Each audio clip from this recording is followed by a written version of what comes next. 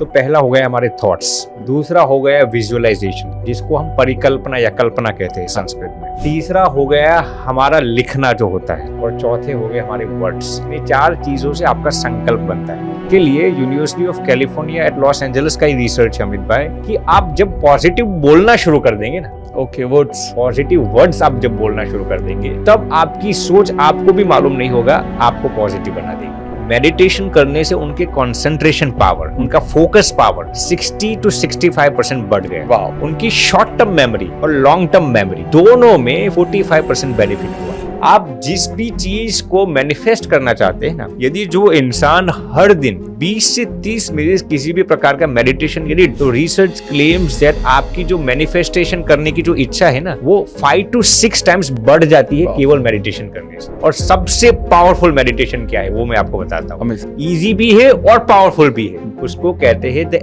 Meditation of gratitude. Research ये कहता है कि जब आप कोई भी चीज को लिखते हैं ना तो उसका सबसे बड़ा बेनिफिट क्या होता है, जहाँ क्लैरिटी आ जाती है उस चीज के। जो भी इंसान, मैं ये गारंटी के साथ कहता हूँ, जो भी इंसान इस दुनिया में सुखी है ना वो इनडायरेक्टली अपने जीवन में उसने स्पिरिचुअलिटी को इनकॉर्पोरेट किया ही होगा। कोई यदि आपको गाली दे, अपमानित करे, तिरस्कृत करे, मारे, लताड़े, तब भी आपको उनके साथ कैसे बिहेव करना है ना, उसके 3 रूल्स हमारे सन्यासियों के जीवन में। हमारे सनातन स्क्रिप्चर्स ये बताते हैं जब आप भगवान के शरणागत हो जाते हैं ना तब फिर कोई उसूल ऐसा नहीं है कि आपको अपने खराब कर्मों का फल भुगतना ही पड़ेगा। मान लीजिए कि कोई आतंकवादी ऐसा सोचेगा, अब वो ऐसा विजुअलाइजेशन जिंदगी भर करता रहेगा, मैं इतने लोगों को गोलियों से भून डालूं, उसका इंटेंशन सही नहीं है। तो लॉ ऑफ अट्रैक्शन उसके लिए उस विषय में काम नहीं करेगा, क्योंकि यूनिवर्स ये देखता है कि आप लॉ ऑफ अट्रैक्शन से जिस चीज को प्राप्त करना चाहते हैं वो दूसरों को हार्मफुल तो नहीं है ना। शास्त्रों में कर्म के 3 प्रकार बताए गए हैं, संचित, प्रारब्ध और क्रियमान कर्म। हेलो दोस्तों, लॉ ऑफ अट्रैक्शन के एक और जोरदार पॉडकास्ट में आपका बहुत बहुत स्वागत है। और आज का ये पॉडकास्ट बहुत ही खास होने वाला है क्योंकि आज हम मैनिफेस्टेशन के कुछ एडवांस रूल समझेंगे, कुछ ऐसी चीज़ें जानेंगे जिसके ज़रिए आप अपनी लाइफ में बहुत सारी सक्सेस को मैनिफेस्ट कर सकते हैं, पैसे को मैनिफेस्ट कर सकते हैं, रिलेशनशिप को, हेल्थ को, बहुत सारी चीज़ों को अपनी लाइफ में मैनिफेस्टेशन को, लॉ ऑफ अट्रैक्शन को पूरी तरह से इंप्लीमेंट कर सकते हैं।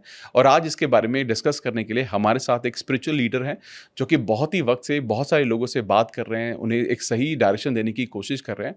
और उनका जो ज्ञान है, मैं आपको बताना चाहता हूं कि उनकी नॉलेज इस चीज़ पर, स्पिरिचुअलिटी पर, अध्यात्म पर बहुत ही गहरी है। उनका एजुकेशन देखा जाए तो न्यूरो साइंस में वो अपनी डिग्री कर चुके हैं शिकागो से।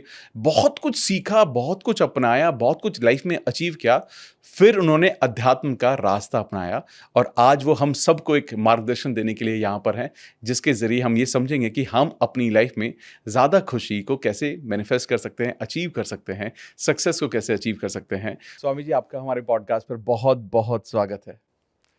प्रणाम अमित भाई, आपका भी बहुत बहुत धन्यवाद। सबसे पहले तो मैं माफ़ी मांगूंगा कि हमारी गलती की वजह से आपको रीस्केड्यूल करना पड़ा। तो I am really sorry for that. और आप जो सवाल लगाएंगे अब देखते हैं, भगवान कुछ बुलवाएंगे, बोलेंगे। नहीं, बिल्कुल, आई एम श्योर। आज मुझे हमेशा ये महसूस होता है कि हर चीज का एक सही दिन होता है और मुझे लगता है आज सही दिन, सही मुहूर्त, हर चीज सब राइट प्लेस पर है आज ही, इसलिए हम लोग बिल्कुल सही बताया। और मेरा ये प्रिविलेज है दैट आप हमारे सामने, और हम आज एक ऐसे इंपॉर्टेंट टॉपिक के बारे में बात करने वाले हैं जिस टॉपिक को मैं बहुत ज्यादा मानता हूँ और आप भी कहीं ना कहीं बहुत बिलीव करते हैं, और मैंने सुना भी आप इस बारे में बात भी करते हैं। और क्योंकि मेरे को ये लगता है कि हमारा जो पूरा जीवन है वो हमारे मन से, हमारे माइंड से क्रिएट होता है, जिस हिसाब से अपन करते हैं। हाँ। तो उसी से रिलेटेड मैं कुछ और जानना चाहूंगा आपसे। जरूर। तो मैं सबसे पहले ये समझना चाहता हूँ कि जब हम लॉ ऑफ अट्रैक्शन, मैनिफेस्टेशन, जब आप ऐसे वर्ड्स को सुनते हैं तो आपका क्या डेफिनेशन है मैनिफेस्टेशन या लॉ ऑफ अट्रैक्शन का? देखिए, सबसे पहले तो अमित भाई मैं बता देता हूँ कि लॉ ऑफ अट्रैक्शन जो है इसको अलग अलग लोग अपने अपने डेफिनेशन से इसको ढाल देते हैं। हाँ। लेकिन यदि स्पिरिचुअलिटी वाइज में उसके अंदाज से बताओ तो एक वाक्य में बताओ तो संकल्प से सिद्धि, जिसको हम कहेंगे संकल्प से सिद्धि, फ्रॉम एफर्मेशंस टू मैनिफेस्टेशंस। तो मेरा यही डेफिनेशन एक वाक्य में यदि मैं कहूँ तो संकल्प से सिद्धि तक। जी, बहुत बढ़िया। तो ये आपको ये महसूस होता है कि सिद्धि तो चलो प्राप्ति है जी, जो हम प्राप्त कर रहे हैं जी, तो संकल्प कितना जरूरी है और क्या संकल्प का मतलब सिर्फ डिसीजन लेना है या बहुत सारी चीजें और भी करना है? नहीं, कई सारी चीजें इसमें इन्वॉल्व है। एफर्मेशन से लेकर थॉट्स से लेकर हम कैसा विचार करते हैं, ये सभी संकल्प के अंदर आ जाता है। देखिए, ये संस्कृत शब्द है संकल्प। तो संकल्प सिर्फ महज विचार करना, कल्पना करना ऐसा नहीं है। इसके अंदर कई सारे पहलू है। यदि संक्षेप में आपको अमित भाई बताओ तो पहला हो गया हमारे थॉट्स, हाँ। दूसरा हो गया विजुअलाइजेशन, जिसको हम परिकल्पना या कल्पना कहते हैं संस्कृत में। तीसरा हो गया हमारा लिखना जो होता है, हाँ। और चौथे हो गए हमारे वर्ड्स। वाह वाह वाह। तो ये चार चीजों से ये मेरा डेफिनेशन, ये चार चीजों से आपका संकल्प बनता है। वाह। आप क्या विचार करते हैं, आप कैसा विजुअलाइजेशन करते हैं, आप कैसा लिखते हैं, क्या लिखते हैं, और आप क्या बोलते हैं। This 4 things incorporate your thoughts. वाह, आई थिंक ये तो मुझे लगता है सारा सारी है, ये तो सारी चीजों का। तो आज के जमाने में जब एक इंसान जब बहुत सारी डिफिकल्टी महसूस करता है जी, हाँ, तो सही सोचना उसके लिए थोड़ा सा कठिन होता है जी, हाँ, क्योंकि उसकी आज की परिस्थितियां थोड़ी सी मुश्किल हैं। तो एक सही सोच को बनाना कैसे बनाया जा सकता है इसको? बहुत अच्छा प्रश्न पूछा अमित भाई आपने। देखिए, सोच तो बहुत ही महत्वपूर्ण है। अब न्यूरोलॉजिकल रिसर्च ये कहता है अमित भाई कि normal person on average has approximately 70,000 thoughts per day. जी, करेक्ट। Normal person. रिसर्च ये भी कहता है कि out of that 99% of the thoughts are negative. Research claims that. Not only that, ये हार्वर्ड यूनिवर्सिटी का रिसर्च अमित भाई कि उसमें भी 90% थॉट्स रेपिटेटिव होते हैं। हाँ। यानी कि एक जैसे थॉट्स हम रिपीट करते हैं बार बार। अब आपने ये प्रश्न पूछा कि हाउ कैन वी इम्प्रूव और how can we make those thoughts positive. तो ये University of California at Los Angeles का रिसर्च है कि यदि आप केवल पॉजिटिव सोचते रहेंगे ना तो आपके विचार कभी पॉजिटिव नहीं होंगे। वाह, ओके। उसके लिए University of California at Los Angeles का ही रिसर्च है अमित भाई कि आप जब पॉजिटिव बोलना शुरू कर देंगे ना, ओके, वर्ड्स, पॉजिटिव वर्ड्स आप जब बोलना शुरू कर देंगे, तब आपकी सोच आपको भी मालूम नहीं होगा आपको पॉजिटिव बना देगी। बहुत सही। अब इस पर मैं आपको एक छोटा सा रिसर्च एग्जांपल भी साझा करना चाहूंगा। यूनिवर्सिटी ऑफ कैलिफोर्निया UCLA का ये रिसर्च है कि उन्होंने 10 ऐसे कैंसर पेशेंट्स को सिलेक्ट किया था जिनको अलग अलग प्रकार के कैंसर थे। वो पेशेंट्स थे 2nd स्टेज कैंसर के, 3rd या 4th नहीं थे। इसमें से कुछ प्रोस्टेट कैंसर के थे, कुछ बोन कैंसर के भी थे, कुछ कोलन कैंसर के थे, और इसमें से एक पेशेंट ब्रेन ट्यूमर का भी था। ओके। अब इनको हर दिन ऐसा कहने के लिए कहा गया, ऐसा नहीं कि मुझे कैंसर नहीं है, मुझे कैंसर नहीं है, क्योंकि जब आप ये भी बोलते हैं ना मुझे कैंसर नहीं है, मुझे इनडायरेक्टली आप यही मैसेज देते हैं मुझे कैंसर है। हाँ, राइट। लेकिन उन्हें ऐसा सिखाया गया कि आपको हर दिन ऐसा बोलना है, मैं कितना स्वस्थ हूं। आज से 10 साल पहले जब आप स्वस्थ थे उसी की विजुअलाइजेशन करके आपको अपने आप को सुनाना है, एकांत में सुनाना है या फिर किसी दूसरे के सामने। जब भी कोई आपको पूछे आप कैसा है, बिल्कुल स्वस्थ हो, बिल्कुल आनंद में हो, ये आपको 3 से 4 महीने दिन में कम से कम 200 बार बोलना है। क्या बोलना है? I am healthy, indirectly. ऐसा नहीं कि यही शब्द आना चाहिए, लेकिन ऐसे पॉजिटिव शब्द आपके मुख से निकलने चाहिए। आप सुनकर अचंभित हो जाएंगे अमित भाई, आउट ऑफ दोस 10 पेशेंट्स जिस पर ये रिसर्च किया गया था, उसमें से 9 पेशेंट्स कंप्लीटली रिकवर हो गए कैंसर में से, और उसमें जो एक ब्रेन ट्यूमर का पेशेंट था ना वो भी कंप्लीटली रिकवर हो गया। मैं ये नहीं कहता मेडिकेशंस मत लीजिए, लेकिन ऐसे पॉजिटिव वर्ड्स बोलने से ये हुआ। तो ये वर्ड्स के अंदर बहुत ही ताकत है। सबसे पहले आप जो बोलते हैं वो आपके कान ही सुनेंगे ना। तो अपनी नेगेटिव सोच करने का सबसे पावरफुल तरीका रिसर्च ये कहता है कि आप पॉजिटिव वर्ड्स बया करो। फैंटास्टिक जी, बहुत, आई थिंक ये बहुत अच्छा बोला आपने जी कि सिर्फ सोचने से कुछ नहीं होगा, उनको वर्ड्स में ले आओ। जैसे आप वर्ड्स में लाओगे तो वो सारी चीजें अपने और अच्छे से होने लगेगी। और नेगेटिव वर्ड्स आप बिल्कुल यूज मत करो जो भी आप बात कर रहे हो उसमें। जी, वाह, दिस इज अमेजिंग। और उसमें भी जैसे मैंने बताया अमित भाई, नेगेटिव वर्ड्स तो इस्तेमाल नहीं करना, लेकिन मैं बीमार हूं वो तो नहीं बोलना, लेकिन मैं स्वस्थ नहीं हूं वो भी नहीं बोलना। हाँ। या फिर मैंने पॉजिटिव स्टेटमेंट भी नेगेटिव तरीके से नहीं बोलनी। बिल्कुल सही जी, बिल्कुल सही, बहुत सही सर, अमेजिंग। अब जो इसमें दूसरी चीज आपने बताई है कल्पना, जी, ठीक है, इमेजिनेशन। जी, अब ये पहला तो मुझे जाने ये कितनी जरूरी है, और दूसरा बहुत सारे लोगों को ना तकलीफ होती है, वो इमेजिन नहीं कर पाते। जी हाँ। जैसे हम जब मैनिफेस्टेशन की बात करते हैं कि आप सोचो कि आप हेल्दी हो, या आपके पास पैसे हैं, या आपके पास घर है, गाड़ी है, हाँ। आप सुख साधन सारे कुछ आपके पास है। लोग ये कहते हैं हम इसको महसूस नहीं, विजुलाइज नहीं कर पाते, हम देख नहीं पाते। तो इसको कैसे किया जा सकता है? मैंने आपका प्रश्न है कि how can we visualise better? देखिए, विजुअलाइजेशन करने के लिए सबसे पहले आपके पास एक गोल होना चाहिए। ठीक है, बात मैं बताता हूं। अगर मैं आपको कहूंगा कि ये विजुअलाइज कर दे, ऐसा नहीं होगा। ठीक है। रिसर्च ये कहता है कि प्रॉपर वे ऑफ विजुअलाइजेशन का ये तरीका है कि आपके पास एक ड्रीम और एक गोल होना चाहिए। बहुत सही। तभी आप एक्सप्लिसिटली यानी बारीकी से आप कोई भी चीज का विजुअलाइजेशन कर पाएंगे। अब विजुअलाइजेशन कैसे करना है? मान लीजिए कि किसी को अमीर बनना है, for example, I am just giving an example. तो आपको उस अमीरी के, अब विजुअलाइजेशन का तरीका ये है, आपको सिर्फ इतना विजुअलाइजेशन नहीं करना मैं अमीर हूं, मैं अमीर बन जाऊंगा, ऐसा नहीं। ये रिसर्च, ये शायद मिशिगन यूनिवर्सिटी का ये रिसर्च है। जब भी आप विजुअलाइजेशन करते हैं ना, तो अपने माइंड को एक सटीक रीजन दीजिए कि इस विजुअलाइजेशन से आपको क्या लाभ होने वाला है, या फिर आप समाज को क्या देने वाले हैं। अब मैं एग्जांपल देता हूं। मान लीजिए कि मुझे अमीर बनना है, मैं यदि ऐसा सोचता रहूंगा कि मैं एक दिन अमीर बन जाऊंगा, इतनी दौलत आ जाएगी, वो विजुअलाइजेशन आप लॉन्ग टर्म मेंटेन नहीं कर पाएंगे, क्योंकि इसमें खास वजह नहीं है विजुअलाइजेशन की। आपको अपने सबकॉन्शियस माइंड को ये दिखाना पड़ेगा कि इस विजुअलाइजेशन से वाकई मुझे क्या लाभ होगा। तो आपको दिखाना पड़ेगा, मैं यदि अमीर बन जाऊंगा तो मैं दूसरों की हेल्प कर पाऊंगा, अपने माता पिता को खुशियां बांट पाऊंगा। तो एक स्ट्रॉन्ग रीजन आपके दिमाग में होना चाहिए, why do you want to manifest that thing, और तभी आप विजुअलाइजेशन कर पाएंगे। यानी कि clarity of goal and the dream yes. कि आप जो भी आप सोचने की कोशिश कर रहे हो, सिर्फ वो गोल ना सोचते हुए कि बट उससे क्या क्या फायदे होंगे, क्या क्या फायदे होना, तभी आप विजुअलाइजेशन कर पाएंगे। अब स्पिरिचुअलिटी में भी और नॉर्मल लोग आप देखेंगे मेडिटेशन करने की कोशिश करते हैं, लेकिन कर नहीं पाते, क्योंकि उनके सबकॉन्शियस माइंड के पास मेडिटेशन करने का कोई खास कारण ही नहीं होता। आपने अपने सबकॉन्शियस माइंड को, देखिए मेरी खुद की बात करता हूं, मैं जब छोटा सा था मेडिटेशन करने की बहुत कोशिश करता था, 2 मिनट एक जगह पर मैं नहीं बैठ सकता था, क्योंकि मेरे पास कोई खास वजह नहीं था। फिर मैंने मेरे माइंड को सिखाया मेडिटेशन करने से मुझे क्या लाभ होगा, पर्टिकुलर चीज का, मैं किस चीज के लिए मेडिटेशन, मुझे क्या लाभ होने वाला, मैंने शुरू किया। अब मैं 10 घंटे भी बैठ सकता हूं एक जगह पर। तो मेरे दिमाग को ये मालूम पड़ गया है कि what is the benefit of meditation in particular topic. तो ये आपको अपने दिमाग को सिखाना पड़ेगा, मतलब ट्रेन करना पड़ेगा जी। अब जैसे मेडिटेशन की थोड़ी यहाँ पर आपने छेड़ा तो बात करते हैं। आज के टाइम में किसी के लिए भी मेडिटेशन कितना जरूरी है, ध्यान लगाना बहुत जरूरी है।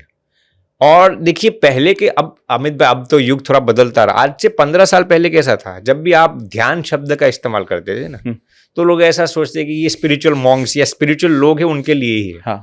ऐसा नहीं है। अब आज तो इस पर काफी रिसर्च भी हो गए हैं। आपने जो प्रश्न पूछा अमित भाई, व्हाई इज मेडिटेशन इंपॉर्टेंट और व्हाई शुड समवन मेडिटेट, ये हर एक फील्ड के, हर एक उम्र के, हर एक जेंडर के लोगों के लिए बहुत ही फायदा कारक है। मैं आप पर इसको थोड़ी रिसर्च सुनाता हूं जी। ये है मिशिगन यूनिवर्सिटी का ये रिसर्च है। उन्होंने 10,000 लोगों को इस रिसर्च में सिलेक्ट किए गए थे, अलग अलग उम्र से। उसमें टीनेजर्स भी थे, गोल्डन एजर्स भी थे, यूथ्स भी थे, मेल्स फीमेल्स, अलग अलग देश से, अलग अलग धर्म से, सभी लोगों को इंकॉर्पोरेट किया, 10,000 लोगों को। सभी लोगों पर रिसर्च किया गया कि अलग अलग जेंडर्स में क्या क्या लाभ होते हैं। आप सुनकर हैरत में आ जाएंगे अमित भाई, 3 महीने के लिए रिसर्च किया गया था और हर दिन हर इंसान को 20 मिनट के लिए मेडिटेशन करना है। उसके बाद जो रिजल्ट सामने आए वो मैं आपके सामने प्रस्तुत करता हूं। रिसर्च में यह पाया गया कि जो टीनेजर्स या यंगस्टर्स जिनकी उम्र 30 से कम है, उनको क्या क्या लाभ हुआ वो मैं आपको बताता हूं। मेडिटेशन करने से उनके कॉन्सेंट्रेशन पावर, उनका फोकस पावर 60 to 65% बढ़ गया। Wow, amazing. ये सिर्फ मेडिटेशन करने से। दूसरी चीज, अब बच्चों और यंगस्टर्स को सबसे ज्यादा क्या है, मेमोरी की। हाँ। उनकी शॉर्ट टर्म मेमोरी और लॉन्ग टर्म मेमोरी दोनों में 45% बेनिफिट हुआ सिर्फ मेडिटेशन करने से। उनका जजमेंटल पावर, क्या सही है क्या गलत है, उनके मैच्योरिटी लेवल्स दोनों मेडिटेशन करने से 36 से 38% बेनिफिट हुआ सिर्फ 3 महीने के अंदर की, ये मैं बात करता हूँ। अब ये बात हुई, मैंने आपको टीनेजर्स और यंगस्टर्स की बात बताई। जो यूथ्स थे यानी कि 25 से 50 के आसपास, उनको क्या क्या बेनिफिट हुआ? सिर्फ सबसे पहले उनके मैच्योरिटी लेवल्स तो बहुत ही बढ़े, उनका जजमेंटल पावर भी बढ़ा, उनकी रीजनिंग की जो कैपेसिटी है उसमें 42 to 45% बेनिफिट हुआ। और जो सीनियर सिटीजन्स थे यानी कि 60 प्लस, सिर्फ मेडिटेशन करने से अमित भाई उनका इम्यून पावर, उनकी इम्यूनिटी के जो लेवल्स थे ना वो 62% बढ़ गए सिर्फ मेडिटेशन करने से। इम्यूनिटी की मैं बात करता हूँ, आप सोचेंगे मेडिटेशन और इम्यूनिटी के क्या लेना है, बहुत ही लेना है। मैं आपको आगे समझाऊंगा, क्योंकि आपके ब्रेन को जो न्यूरोट्रांसमीटर्स होते हैं, एक कंसेप्ट होता है न्यूरोप्लास्टिसिटी, हम आगे चर्चा करेंगे। लेकिन मेडिटेशन करने से आपके सेरोटोनिन के लेवल्स बहुत इंक्रीज हो जाते हैं, उसकी बदौलत आपका इम्यून पावर भी बढ़ जाता है। और सबसे अंत में जो आज के युग में हर एक इंसान जो चाहता है, हैप्पीनेस के लेवल्स, जो इंसान हर दिन 20 मिनट के लिए मेडिटेशन करता है ना, उनके हैप्पीनेस के लेवल्स नॉर्मली 40 to 43% बढ़ जाता है उन लोगों की कंपैरिजन में जो मेडिटेशन नहीं करते। Happiness levels. दूसरी चीज, एंजाइटी, स्ट्रेस और डिप्रेशन के लेवल्स, जो लोग मेडिटेशन, जिन लोगों ने 3 महीने के लिए रिसर्च में शरीक हुए थे ना, उनके एंजाइटी और डिप्रेशन के लेवल 60 to 65% कम हो गए थे मेडिटेशन करने से। अब मैं आखिरी रिसर्च इस पर बताता हूं, जो आपका टॉपिक है और जो अक्सर आप पॉडकास्ट में बात करते हैं, लॉ ऑफ अट्रैक्शन पर। मेडिटेशन करने से लॉ ऑफ अट्रैक्शन में कैसे आपको फायदा होता है। अब देखिए, रिसर्चर्स इसको ढूंढते हैं लेकिन कारण मालूम नहीं पड़ा, लेकिन जो बेनिफिट होता है ना वो मैं आपको बताता हूं। आप जिस भी चीज को मैनिफेस्ट करना चाहते हैं ना, यदि जो इंसान हर दिन 20 से 30 मिनट किसी भी प्रकार का मेडिटेशन यदि दृढ़ता के साथ करता है ना, पूरे कंसंट्रेशन के साथ, ऐसा नहीं फोन उठा लिया देख लिया, ऐसा नहीं, तो रिसर्च क्लेम्स दैट आपकी जो मैनिफेस्टेशन करने की जो इच्छा है ना, वो 5 to 6 टाइम्स बढ़ जाती है केवल मेडिटेशन करने से। ये सब डॉक्यूमेंटेड वेल रिसर्च आर्टिकल्स है इस पर। तो ये है बेनिफिट्स मेडिटेशन के। I think this is so good. और एक्चुअली सुन के भी बहुत अच्छा लग रहा है, क्योंकि हम एक मॉर्निंग मैनिफेस्टेशन का एक प्रोग्राम रन करते हैं सुबह, हर रोज सुबह 5:30 से 6:30। हाँ जी, हाँ। तो लाइव हम ध्यान करवाते हैं लोगों को। और मैं देख पा रहा था कि आपको सुन के मुझे लगा कि इसी तरह के बदलाव हम लोगों में देख पा रहे हैं जी। और बहुत ही मिराकुलस चीजें। और जैसा आपने लास्ट चीज बोली, जो कि हर कोई इंसान ये महसूस कर रहा है कि जो पहले जो चीजें वो मैनिफेस्ट नहीं कर पाते थे, अब हो पा रही है, अब हो पा रही। बिल्कुल सही बात है। और इसमें भी मैं आपको अमित भाई बता देता हूँ, कई लोग लॉ ऑफ अट्रैक्शन का गलत तरीके से खंडन कर देते हैं। हाँ। लेकिन स्पिरिचुअलिटी और ये दोनों साथ साथ में ही चलते हैं। स्पिरिचुअलिटी में इसके टर्म्स अलग इस्तेमाल किए गए। अब आज के आधुनिक शोध ने इसको law of attraction, affirmations, manifestation ऐसे शब्द डाल दिए। इस एक एक शब्द का संस्कृत में इसकी वोकैबुलरी है। आप रिलेट कर सकते हैं। मैं वहीं से, जैसे आपने यूज किया ना, संकल्प से सिद्धि, मैं यहीं से समझ गया कि हाँ, ये तो हम पता नहीं कब से सुनते आ रहे हैं, संकल्प से सिद्धि तक पहुंचना है। तो बहुत सही, बहुत सही सर, बहुत सही। अब मैं एक और मेडिटेशन से ही कनेक्टेड मेरा एक और सवाल है कि ऐसा कोई तरीका है मेडिटेट करने का या ध्यान करने का, एक या दो, जो आप बताना चाहें, जो हर कोई अपने जीवन में इसको घर बैठे बैठे भी इसको इस्तेमाल करके अपनी लाइफ में मेडिटेशन को इंस्टॉल कर सकता है, स्टार्ट कर सकता है। देखिए अमित भाई, मेडिटेशन के कई प्रकार हैं। हाँ। वो आप भी बखूबी जानते हैं। कई इसके तरीके हैं, लेकिन जो रिसर्च कहता है और हमारे जो सनातन ग्रंथ है, वो दोनों क्या कहते हैं, सबसे बेस्ट तरीका और सबसे इजीएस्ट तरीका और सबसे पावरफुल मेडिटेशन क्या है, वो मैं आपको बताता हूँ। इजी भी है और पावरफुल भी है। उसको कहते हैं द मेडिटेशन ऑफ ग्रेटिट्यूड। ये यूनिवर्सिटी ऑफ स्पेन ने इस शब्द का इस्तेमाल किया है, मेडिटेशन ऑफ ग्रेटिट्यूड। अब इसमें आपको करना क्या है, वो मैं आपको सिखाता हूँ अमित भाई। देखिए, जब जो इंट्रोडक्टरी फेज में होते हैं ना लोग, तो मेडिटेशन करने से उनका मन नहीं लगता। हाँ। तो ये जो ग्रेटिट्यूड का जो मेडिटेशन है, वो हर एक इंसान 7-8 साल की उम्र से शुरू कर सकता है। उसमें करना क्या है, आपको भगवान ने या फिर यूनिवर्स को, आप जिसको मानते हैं, भगवान ने आपको जो कुछ भी दिया है ना, हाँ, उसको हर दिन आपको 5 से 10 मिनट के लिए थैंक यू कहना है। अमेजिंग, वाह, बहुत सुंदर। 5 से 10 मिनट के लिए। और ये आप मॉर्निंग में भी कर सकते हैं, इवनिंग में भी कर सकते हैं, कोई भी समय पर कर सकते हैं। अब ये तो मैंने आपको इंट्रोडक्टरी फेज बताया, इसके कई लेवल से ग्रेटिट्यूड। देखिए अक्सर लोग ग्रेटिट्यूड को अमित भाई कैसे लेते हैं, भगवान ने आपको जो दिया है उसका थैंक यू कहना। हाँ। ये तो बहुत ही प्राइमरी लेवल है जी, करेक्ट। भगवान खुश होंगे, आप जो मैनिफेस्ट करना चाहेंगे वो भी होगा, लेकिन पावरफुल तरीका क्या है, मैं आपको जो चाहिए ना उसके लिए आप पहले से भगवान को थैंक यू कहना शुरू करें। ऐसा नहीं कि भगवान ने, यदि आपको 2 व्हीलर चाहिए तो भगवान ने दी दिया, थैंक यू तो कह दिया। आपको जो चाहिए ना वो पहले से ही आप भगवान को दिल से एडवांस में थैंक यू बोलो, एडवांस में दिल से। ऐसा नहीं कि ये हो जाएगा तब मैं थैंक यू कहूंगा, या फिर थैंक यू कहते कहते भी कभी कभार हमारे दिमाग में ये डाउट होता है ये संकल्प सिद्ध होगा या नहीं। आप 100% भगवान को दिल से थैंक यू कहना शुरू कर दो, आपको जो चाहिए वो मैनिफेस्ट हो ही जाएगा। ये गारंटेड रिजल्ट है। अब इससे भी आगे मैं आपको अमित भाई बताता हूं।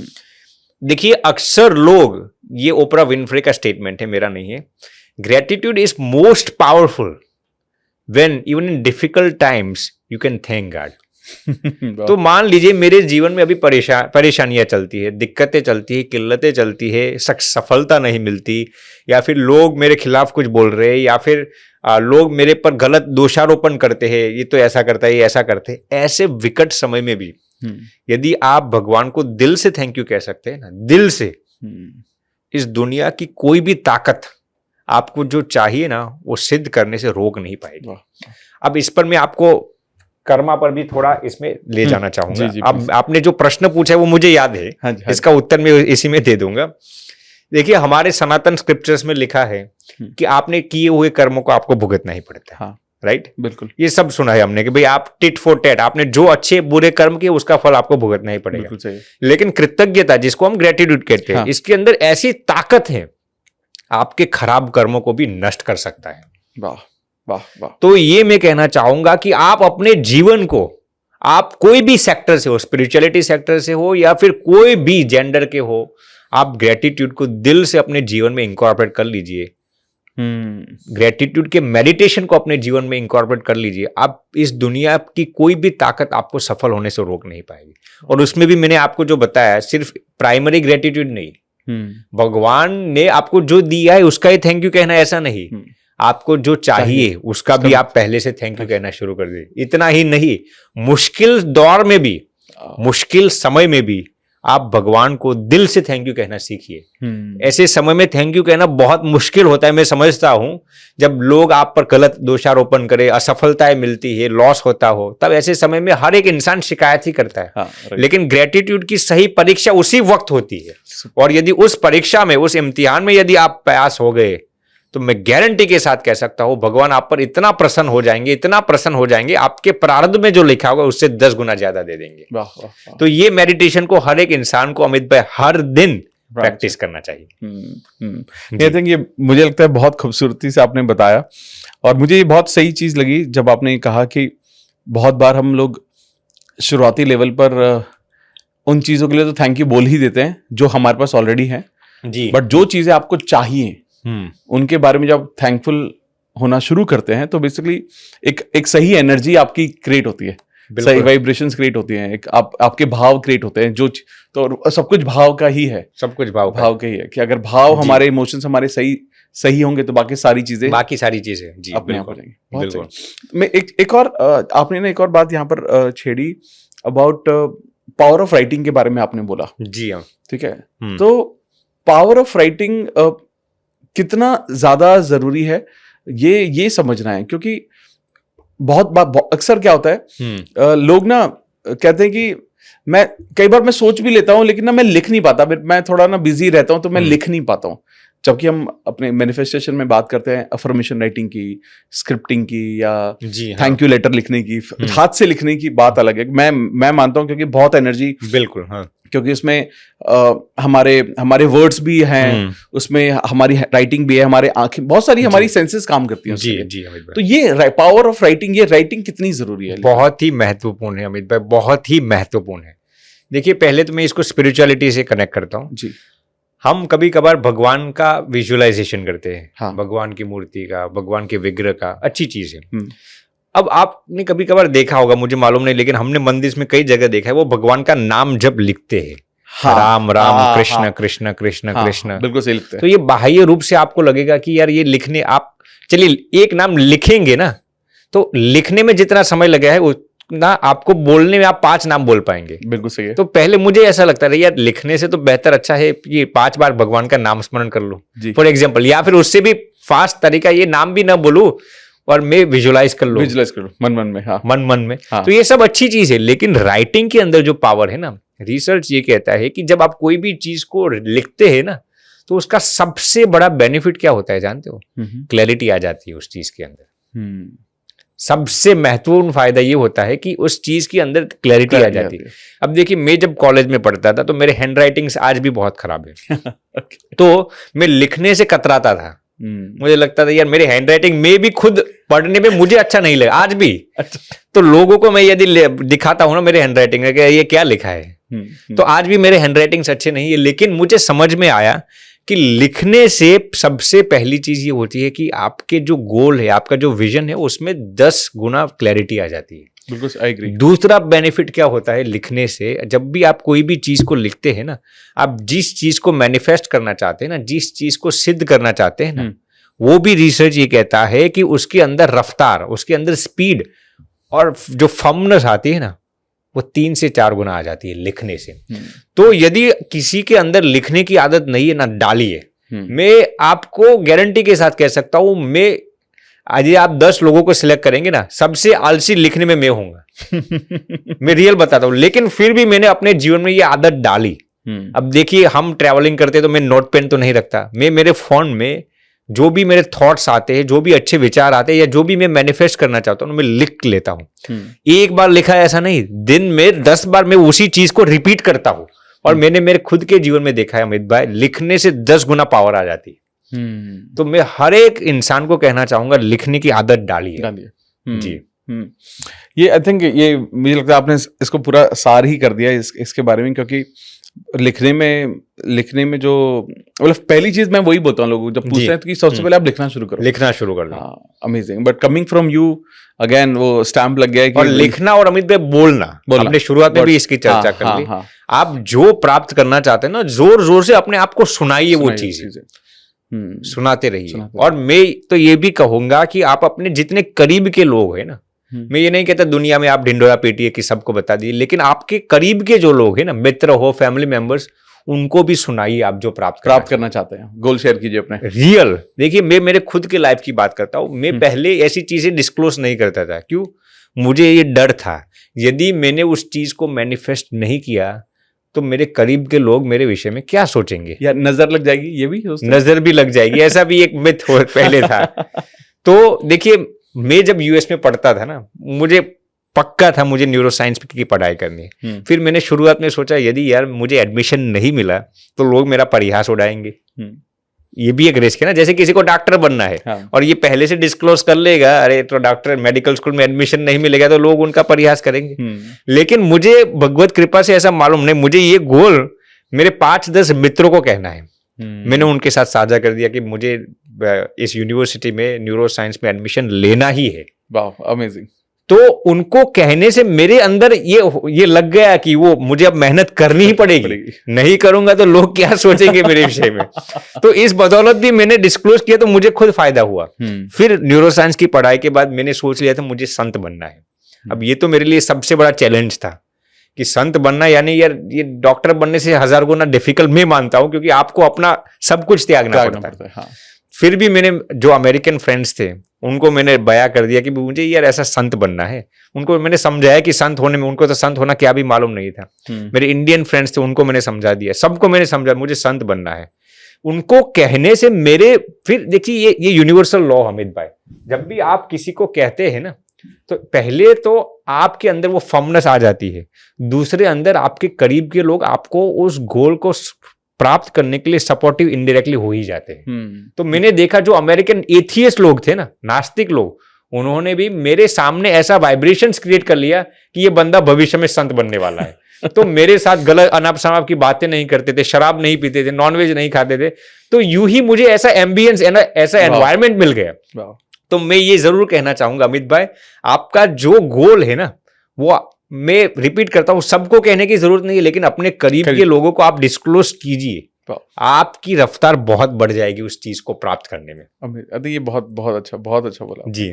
मैं ना थोड़ा सा आपने शेयर भी किया कि आप न्यूरो साइंस की पढ़ाई करना चाहते थे और आपने पढ़ाई भी की और वर्ल्ड के बेस्ट कॉलेजेस में जाकर, और अब आप वर्ल्ड के बेस्ट कॉलेजेस में आकर बात भी करते हैं, टॉक देते हैं, बहुत सारी चीजें शेयर करते हैं। मैं ये जानना चाहता हूँ कि जब आपने स्पिरिचुअलिटी का रास्ता सोचा तो पहला तो स्पिरिचुअलिटी के ऊपर मोर क्लैरिटी कि स्पिरिचुअलिटी है क्या, और आपने उस वक्त क्या सोचा था, और स्पिरिचुअलिटी जब आज के टाइम में लोग सोचते हैं, जैसे अगर कोई इंसान आज जितने भी लोग हमारे पॉडकास्ट तो स्पिरिचुअलिटी को फॉलो करने के बारे में जब सोचते हैं तो वो यही सोचते हैं कि क्या मुझे ऑल इन होना पड़ेगा सब कुछ त्याग करके। तो ये दोनों चीजें में समझने आपकी जर्नी और स्पिरिचुअलिटी का और डीप मीनिंग कि आज के टाइम में एक नॉर्मल ग्रस्त इंसान भी कैसे इसको अपना सकता है अपनी जिंदगी में। बिल्कुल सही अमित भाई, बहुत ही अच्छा प्रश्न पूछा। देखिए, पहले तो मैं ये बताना चाहूंगा कि स्पिरिचुअलिटी सिर्फ कोई सन्यासी मॉन्क साधु के लिए नहीं है। जो भी इंसान, मैं ये गारंटी के साथ कहता हूं, जो भी इंसान इस दुनिया में सुखी है ना, वो इनडायरेक्टली अपने जीवन में उसने स्पिरिचुअलिटी को इनकॉर्पोरेट किया ही होगा। अब स्पिरिचुअलिटी में सिर्फ इतना ही नहीं आता कि आप हर दिन मंदिर जाते हैं या नहीं, आप फला व्रत करते हो या नहीं। आप करते हो तो बहुत अच्छी चीज है, आप मंदिर हर दिन जाते हो तो बहुत अच्छी चीज है, लेकिन स्पिरिचुअलिटी, देखिए स्पिरिचुअलिटी है क्या, लोग इसको कोई धर्म के साथ, कोई पंथ के साथ अटैच कर लेते हैं। हाँ, ऐसा नहीं है। यदि फॉर एग्जाम्पल, यदि आप ईमानदारी से पैसे कमाते हो, किसी के साथ बेईमानी नहीं करते, किसी के साथ चीटिंग नहीं करते, तो वो स्पिरिचुअलिटी अपने जीवन में है ना। स्पिरिचुअलिटी का एसेंस ही अपने जीवन में आपने इंकॉर्पोरेट किया है ना। तो मैं ये जरूर कहना चाहूंगा कि हर एक इंसान के अंदर स्पिरिचुअलिटी होनी ही चाहिए, गृहस्थ हो या त्यागी हो, ऐसे कोई लेना देना नहीं है। लेकिन स्पिरिचुअलिटी आपको जिंदगी के बहुत गहरे राज आपके जीवन में खोलेगी। तो स्पिरिचुअलिटी, देखिए स्पिरिचुअलिटी को इंकॉर्पोरेट करने का सबसे बेस्ट बेनिफिट क्या है, आप हमेशा आनंद में ही रहेंगे। राइट। आप डिप्रेशन, एंग्जाइटी, असमंजसताएं, दुविधाएं, ऐसी चीजों को लड़ने से आपको बहुत फायदा मिलेगा। तो स्पिरिचुअलिटी का सबसे बड़ा बेनिफिट है कि आपके हैप्पीनेस लेवल्स बहुत बढ़ जाएंगे। अब आपने जो प्रश्न पूछा कि मुझे किस चीज ने इंस्पायर किया, मुझे क्यों इस रास्ते में आना पड़ा, देखिए मैं इसको संक्षेप में बताता हूँ। हमारा एक मित्र था अमित भाई, उसको 4 स्टेज का ब्लड कैंसर हो गया था। This is a real story. वो अमेरिकन था, एथियस्ट था, नास्तिक था। 4 स्टेज ब्लड कैंसर, हमारे साथ न्यूरो साइंस की पढ़ाई करता था, वेरी स्मार्ट, और his family came from a very rich lavish background. उसके पिताजी, माताजी, बहन, भाई सब कुछ अमीर, सब अमीर थे। अब ये बंदा, हम जब कॉलेज में आते थे तो हमें हमेशा आनंद में ही रखता था, लेकिन यकायक वो कॉलेज में आना बंद कर दिया उसने। तो हम परप्लेक्स्ड हो गए कि ये कैसे हो गया। हमने उसको फ़ोन किया कि यार तू कॉलेज में दिखाई नहीं देता पिछले कुछ दिनों से। तो वो कुछ बोल नहीं पाया, उदास हो गया, मायूस हो गया, रोने लगा। अब ये बंदा कभी भी हमने रोते हुए नहीं देखा, आज रोने लगा। हमने उसको पूछा क्या हुआ भैया, फिर वो कहता है कि डॉक्टर्स ने मुझे बता दिया है कि मैं इस दुनिया में 3 से 4 महीने से ज़्यादा जी नहीं पाऊंगा। अब जो युवा इंसान, 22 साल का लड़का, अमीरी छोड़कर मरने का, और वो भी नास्तिक लोग, किसको डर नहीं लगेगा मृत्यु का। हाँ, सही बात। तो बहुत ही उदास हो गया। हमने उसको जबरन कॉलेज में बुलाया, अमित भाई यूनिवर्सिटी में बुलाया, और 5-6 लोग कैफेटेरिया में बैठे थे। उसमें से मैं इंडियन था, एक दूसरी महिला एक इंडियन थी, बाकी के सब अमेरिकन थे।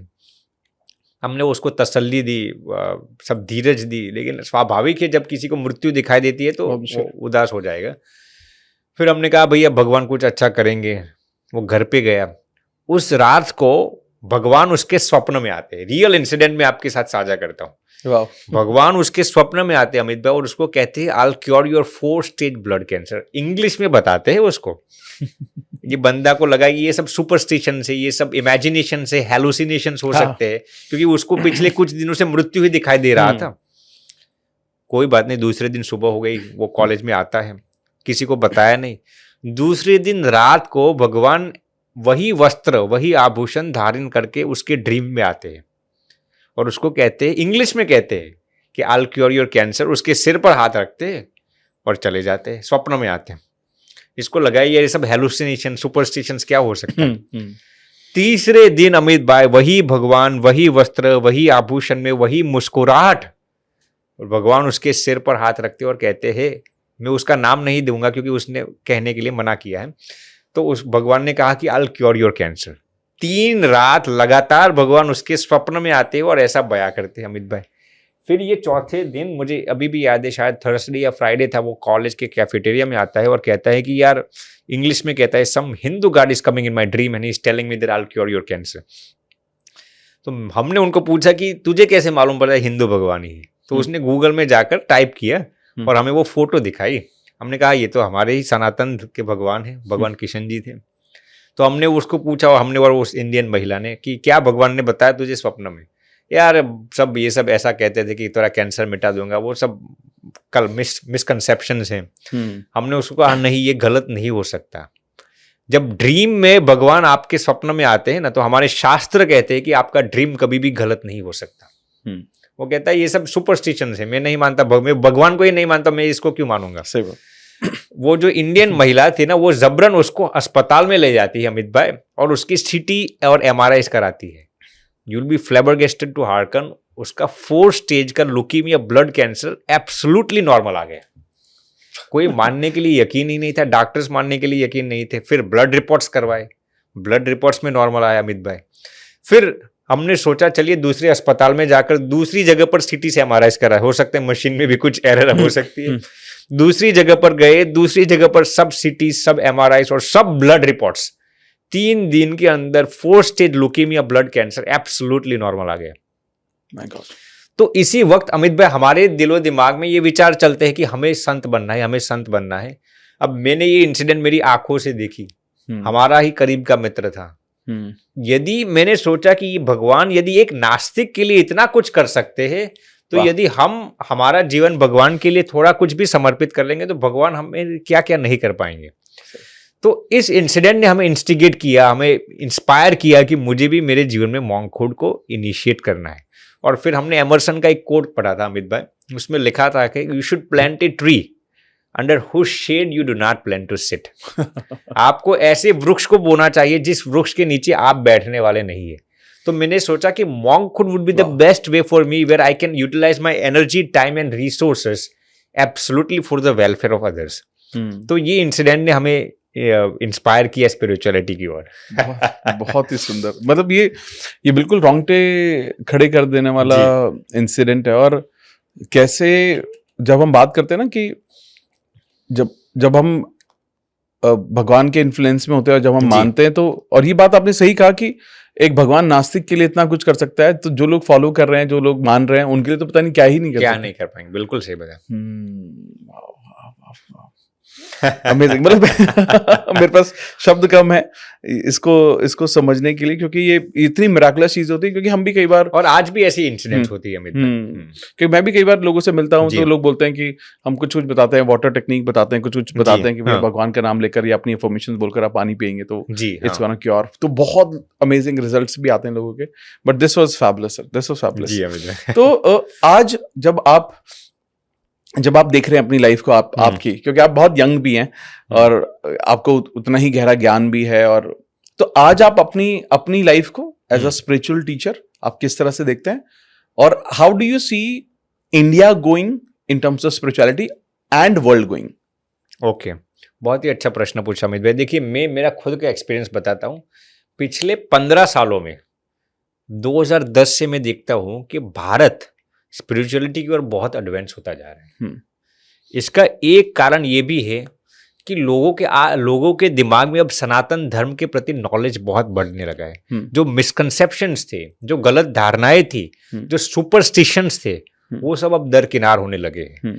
तो भारत की यदि मैं बात करूं, तो भारत में अब लोगों के अंदर, जेन जीज के अंदर स्पिरिचुअलिटी बहुत बढ़ती जा रही है। मैं ये नहीं कहता कि गलत चीजें नहीं करते लोग, लेकिन स्पिरिचुअलिटी के प्रति आकर्षण भी बहुत बढ़ते हैं। जैसे आज आप देखेंगे तो लोग स्पिरिचुअल पॉडकास्ट सुनने के लिए भी तैयार होते हैं, बिल्कुल कथाएं सुनने के लिए तैयार होते हैं। पहले 10 साल पहले इतना नहीं था। एग्री। तो स्पिरिचुअलिटी की और ये बहुत ही बढ़ने लगा है। अब मैं आप बात करूं यूएस की, यूएस में भी, वेस्टर्न कंट्रीज में भी अब स्पिरिचुअलिटी की और लोगों को झुकाव जो है वो बहुत बढ़ने लगा है। अब मैं जब बात करता हूँ 2005-2010 की अमित भाई, तो उस वक्त अमेरिका में भी स्पिरिचुअलिटी के प्रति लोग इतने इंक्लाइंड नहीं थे। अब आप जाएंगे ना 2010 के बाद, expressly I am talking about पिछले 10-15 सालों में, लोगों को ये समझ में आया है कि यदि आपको आनंद में रहना है, सुखी होना है, स्ट्रेस फ्री लाइफ जीना है, तो स्पिरिचुअलिटी बहुत ही इंपॉर्टेंट फैक्टर है।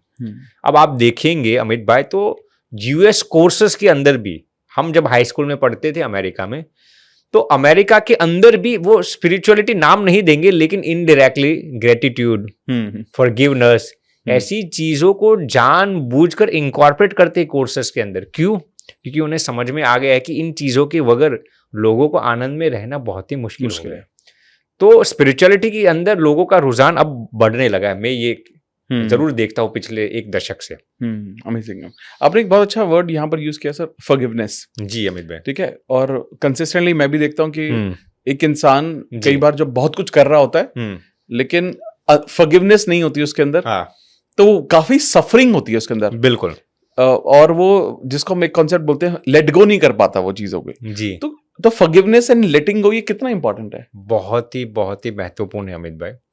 देखिए, फॉरगिवनेस आप तब तक अपने जीवन में इंप्लीमेंट नहीं कर पाएंगे जब तक आप इग्नोर करना नहीं सीखेंगे। जिसको हम एक शब्द में कह सकते हैं, the art of ignoring. Correct. अब किसी ने, अब पहले मैं हमारे मॉन्क्स की बात कर देता हूँ अमित भाई। हमारे सन्यासियों के जीवन में 5 नियम होते हैं, उसमें से एक नियम ये है। क्या है? कोई यदि आपको गाली दे, अपमानित करे, तिरस्कृत करे, मारे, लताड़े, तब भी आपको उनके साथ कैसे बिहेव करना है ना, उसके 3 रूल्स हमारे सन्यासियों के जीवन में है। पहला है, आपको रिएक्ट नहीं करना। यानी कि किसी ने मुझे गाली दी तो मुझे सामने उसको गाली नहीं देनी, ये मैंने रिएक्शन दे दिया, ये तो 100% गलत है। इससे भी आगे हमारे मॉन्क्स के लिए नियम आता है, आपको उनको फॉरगिव करना है। अच्छा, माफ कर देना है कि भैया चलिए ठीक नहीं, उसने अज्ञानता में मुझे गाली दे दी। इससे भी आगे की बात हमारे स्पिरिचुअल मॉन्क्स के लिए है, फॉरगिव भी कर दिया, उससे भी आगे आपको उसकी भलाई के विचार करने हैं। बहुत मुश्किल है। जो आपके साथ ईर्ष्या करता हो, जो आपकी तरक्की को रोकना चाहते हो, जो आप पर गलत दोषारोपण करना चाहता हो, उसको आपको रिएक्ट तो नहीं करना, फॉरगिव भी करना है, उससे भी आगे उसकी भलाई के विचार करने हैं। हमारे सन्यासियों के जीवन में अमित भाई ऐसा लिखा गया है, यदि किसी के साथ ईर्ष्या के भी विचार आ जाए, किसी का गलत करने का विचार आ जाए ना, हमें 1 दिन का निरंतर उपवास करना पड़ता है। फास्टिंग, नारियल पानी लेके नहीं, नींबू पानी लेके नहीं, प्योर फास्ट करना पड़ता है अपने आप को दंड देने के लिए, ताकि आप वो गलती को दोबारा रिपीट ना करें। अब जो आपने प्रश्न पूछा अमित भाई, ये हमने हमारा संतों का जीवन का बताया, लेकिन एक नॉर्मल इंसान के लिए भी फॉरगिवनेस बहुत ही महत्वपूर्ण है। देखिए, आप फॉरगिव करके दूसरों पर उपकार नहीं करते हैं, आप खुद पर ही उपकार करते हो ना। हाँ। जैसे ये सिंपल एग्जांपल, ये मेरे पास फोन होगा, अब मैं 1 दिन पकड़ता रहूंगा, 1 हफ्ते पकड़ता रहूंगा, अब फोन तो फोन ही ऐसा ही पकड़ता रहूंगा। हाथ तो यदि इसी फोन को मैं 1 मिनट पकड़ूंगा कुछ नहीं होगा, 10 मिनट पकड़ूंगा कुछ नहीं होगा, 1 घंटे पकड़ूंगा थोड़ा दर्द होगा, 1 दिन पकड़ूंगा ऐसे कोई बेस लिए दर्द होगा, यदि 1 महीने तक ऐसे पकड़ता रहूंगा मेरा हैंड पैरालाइज्ड हो जाएगा। फोन को कुछ नहीं होने वाला, प्रॉब्लम कहां पे होगी, मेरा हैंड पैरालाइज्ड हो जाएगा। फोन थोड़ी कहता है तू मुझे पकड़ के रख। करेक्ट। तो ऐसे ही जब तक आप दूसरों को फॉरगिव नहीं करते ना, वो आप ही इतने डिस्टर्ब होते जाएंगे। तो फॉरगिवनेस बहुत ही महत्वपूर्ण है, दूसरों की भलाई के लिए नहीं, अपनी भलाई के लिए। तो मैं ये बार बार रिपीट करता हूं। देखिए, लोग क्या सोचते हैं, जब तक मैं उसको फॉरगिव नहीं करूंगा ना, तब तक उसका रिवेंज कौन लेगा। हमारी गलती अमित भाई होती कहां पे है, we are trying to control the uncontrollable things. Right, बहुत ही सूक्ष्म बात है। हमारी गलती यही होती है कि हम दूसरों के कर्म फल के प्रदाता बनना चाहते हैं। ये मैंने स्पिरिचुअल लिहाज से आपको बताया। मान लीजिए किसी ने मेरे साथ गलत किया, तो अब मैं अपनी जिम्मेदारी क्या समझता हूं, मुझे उसके साथ बदला लेना ही पड़ेगा। और मैं क्षमा प्रार्थी हूं, लेकिन अक्सर बॉलीवुड मूवीज, हिंदी मूवीज ने क्या सिखा दिया, एक हीरो होगा, उसको यदि किसी ने परेशान किया तो जब तक बदला नहीं लेगा तब तक वो मूवी खत्म नहीं होगी। सही बात है ना। और इसी को वो सक्सेसफुल मानते हैं। तो बदला लेना वो आपकी जिंदगी का सक्सेस नहीं है। आप कितना दूसरों को माफ कर पाएंगे ना, उसके लिहाज से आपकी सफलता सुनिश्चित होगी। वाह। तो मैं यही कहना चाहूंगा कि फॉरगिवनेस बहुत ही बड़ा ट्रेट है। अक्सर लोग अपने जीवन में इसको इंप्लीमेंट नहीं कर पाते, लेकिन फॉरगिवनेस वाकई आपकी भलाई के लिए, और उसके लिए आपको आर्ट ऑफ इग्नोरिंग सीखना पड़ेगा। इग्नोर करने की आदत आपको अपने जीवन में डालने पड़ेगी। जो आपके कर्तव्य में नहीं आता उसको अपने सिर पर मत उठा लो। भगवान ने ये नहीं कहा कि यदि किसी ने तेरे साथ गलत किया तो तू बदला ले। भगवान क्या कहते हैं, वो बदला लेना वो मेरी जिम्मेदारी है। तुम्हारी पूरी एनर्जी इस पर क्यों झोंक देते हो? तो we are trying to control the uncontrollables. इसीलिए ही हमारे जीवन में स्ट्रेस आता है, डिप्रेशन आता है, और हम माफ नहीं कर पाते। तो ये बहुत ही महत्वपूर्ण स्किल है फॉरगिवनेस सीखना अपने जीवन में। आई थिंक ये बहुत डीप बात आपने बताई और समझाई कि, और इस तरीके से इस चीज को समझना कि अगर हमारी जिंदगी में कोई भी कुछ भी गलत कर रहा है तो उसका बदला लेना आपका काम नहीं है, ये आपकी सक्सेस नहीं है। ये हमारी आपकी सक्सेस है कि आप उसे कितना माफ कर पा रहे हो, वो आपकी सफलता डिसाइड करता है। आपकी सफलता डिसाइड करती है। और बदला लेना भगवान देखेगा ना, अपना देखेगा ना, ऊपर वाला सब देखेगा। ऊपर वाला अमित भाई किसी को नहीं छोड़ता। लेकिन जब हम किसी के जीवन में इंटरफियर, हस्तक्षेप डाल देते ना, किसी का बदला लेने के लिए, रिवेंज लेने के लिए, उसको सबक सिखाने के लिए, फिर भगवान पिक्चर से हट जाते हैं। हमें हमारी एनर्जी और रिसोर्सेस को सही जगह पर इस्तेमाल करना है। जैसे बहुत प्रसिद्ध बात है कि ये अब अब्राहम लिंकन पार्लियामेंट में बैठे थे। अब उनका, वो जब यूएस के प्रेसिडेंट थे तब की ये बात है। तो एक नॉर्मल वहां का जो, जिसको हम एमएलए एमपी कहते हैं, वहां पर अमेरिका में कांग्रेसमैन कहते हैं। तो एक नॉर्मल कांग्रेसमैन आता है और अब्राहम लिंकन को कहता है, अमित भाई कि लिंकन जी आप जानते हैं जब आपके जो पिताजी थे ना, वो मेरे घर पे शूज बनाने का काम करते थे, सबके सामने अपमानित कर दिए। अब लिंकन उस वक्त अमेरिका के राष्ट्रपति थे। लिंकन ने कुछ भी जवाब नहीं दिया। उनको क्या किया, आपने मेरे पिताजी का ऐसा इज्जत किया, उसके लिए मैं आपका शुक्रगुजार हूं भैया। यदि आपको भी अपने शूज बनाने हो ना, अपने शूज बनाने मुझे दे देना, मैं आपके शूज बखूबी बनाकर आपको दे दूंगा। ये जब अमेरिका के राष्ट्रपति थे तब की ये घटना है। तो उनका अपमान ही किया था ना उसने पूरे अपमान को सम्मान में तब्दील कर दिया। तो ये रिवेंज लेने की भावना जो भी इंसान रखता है ना, वो जिंदगी में कभी भी जिंदगी में सफल नहीं बन सकता। बहुत डीप, बहुत सही, बहुत डीप, बहुत ही सही, अमेजिंग। मुझे ना यहाँ पर एक चीज मेरे को समझ में और समझनी है आपसे, और डिटेल में। जब हम बात करते हैं कि जब आप अपना कर्म कर रहे हो, हाँ जी, हाँ, तो जैसा आपने भी इस बारे में बात की कि आप ना, भगवान अपना हिसाब किताब भगवान अपने आप देख लेंगे। जी हाँ, आप उसके कैलकुलेशन मत पढ़ो। तो ये सरेंडरिंग टू गॉड जो जी, हाँ, ये कितना जरूरी है, और ये मुश्किल भी है लोगों के लिए, क्योंकि लोग मुझे लगता है सरेंडर नहीं कर पाते। ये कितना जरूरी है अगर लाइफ में किसी को सक्सेस चाहिए तो सरेंडरिंग 100% जरूरी है। अमित भाई, मैं ये नहीं कहता आप इसी भगवान को सरेंडर हो, जिस भगवान को जो भी इंसान मानता है ना, शरणागति के बिना आप वाकई अपने जीवन में आनंद को महसूस नहीं कर पाएंगे।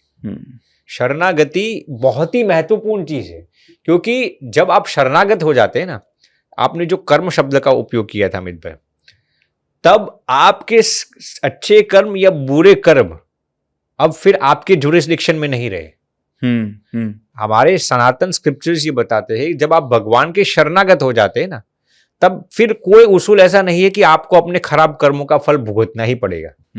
ये शास्त्रीय बात है। जैसे हमारे शास्त्रों में एक जोबन पगी करके एक बहुत ही बड़ा डाकू था, उस जमाने की बात है। तो कहते हैं कि वो अब पुराने जमाने अपने घर पे एक ऐसा वुडन पॉट रखता था, इतनी साइज का बड़ा था, 6 फुट ऊंची का। फिर भगवान उसके घर पे जाते हैं तो भगवान को कहते हैं, ये पॉट को आपने देखा, ये मटके का बड़ा पॉट था। भगवान ने कहा हाँ। वो उसमें उसने छोटे छोटे वो पत्थर के पार्टिकल्स डाले हुए थे, इतने छोटे छोटे, और पूरा भर गया था। तो फिर भगवान कहते ये सब क्या है, इसके अंदर पत्थर के पार्टिकल्स क्यों डाल रहे तूने? वो कहता है भगवान, ये जितने भी पार्टिकल थे ना, इतने खून मैंने किए हैं। ये रियल इंसिडेंट है अमित भाई। आप यकीन, हजारों वो पत्थर के छोटे छोटे कंकड़ उसके अंदर होंगे। जब भी मैं एक खून करता हूं, किसी को मार देता हूं ना, तो एक पत्थर का छोटा सा टुकड़ा उसके अंदर डाल देता हूं। मैंने गिना नहीं, लेकिन ये पूरा पॉट अब भरने आ चुका है।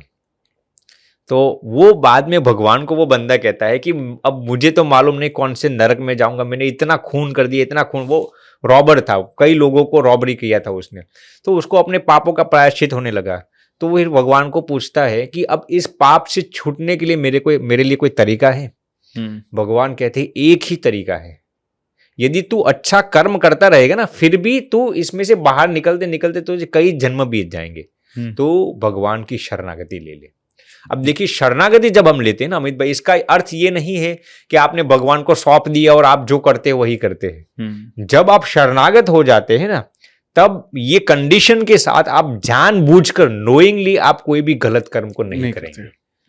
तो यदि आप, कई लोग जैसे, अब आपने बात छेड़ दी, जैसे कि कोई गंगा स्नान करके आया, अब कहेगा कि मैंने तो गंगा मैया की शरणागति ले ले, मेरे सभी पाप धुल गए। भैया ऐसे पाप थोड़ी धुलते हैं। जब आप गंगा स्नान करते हैं तो आप गंगा माता के सामने ये प्रतिज्ञा करते हैं कि आज तक मैंने जो जानबूझकर ऐसे पाप किए थे ना, वो रिपीट दोबारा जानबूझकर नहीं करूंगा और भविष्य में मैं अच्छा कर्म करूंगा, तब आपके पाप नष्ट हो जाते हैं। आप बार बार गंगा में स्नान करेंगे, ऐसे थोड़ी किसी के पाप नष्ट हो जाएंगे। तो कोई आतंकवादी आकर स्नान कर लेगा? करेक्ट।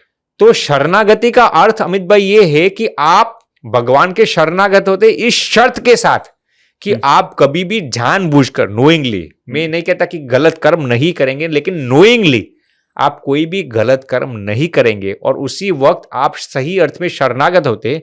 जैसे ही आप शरणागत होते हैं, आपका सबसे महत्वपूर्ण बेनिफिट ये होता है कि आप अब अपने खराब या अच्छे कर्मों के जिम्मेदार अब आप नहीं रहे, अब भगवान के शरणागत में चले गए। तो भगवान को अब संभालना है आपको कितना कर्म फल देना है। तो ये सबसे महत्वपूर्ण चीज है शरणागति अपने जीवन में इंप्लीमेंट करना। बहुत सही, बहुत सही। मुझे एक चीज यहाँ पर ये भी जाननी है, जैसे स्पिरिचुअलिटी की जब हम बात करते हैं या फिर भगवान में मन लगाने की बात करते हैं, तो कहीं ना कहीं हम अक्सर ये देखते हैं कि लोग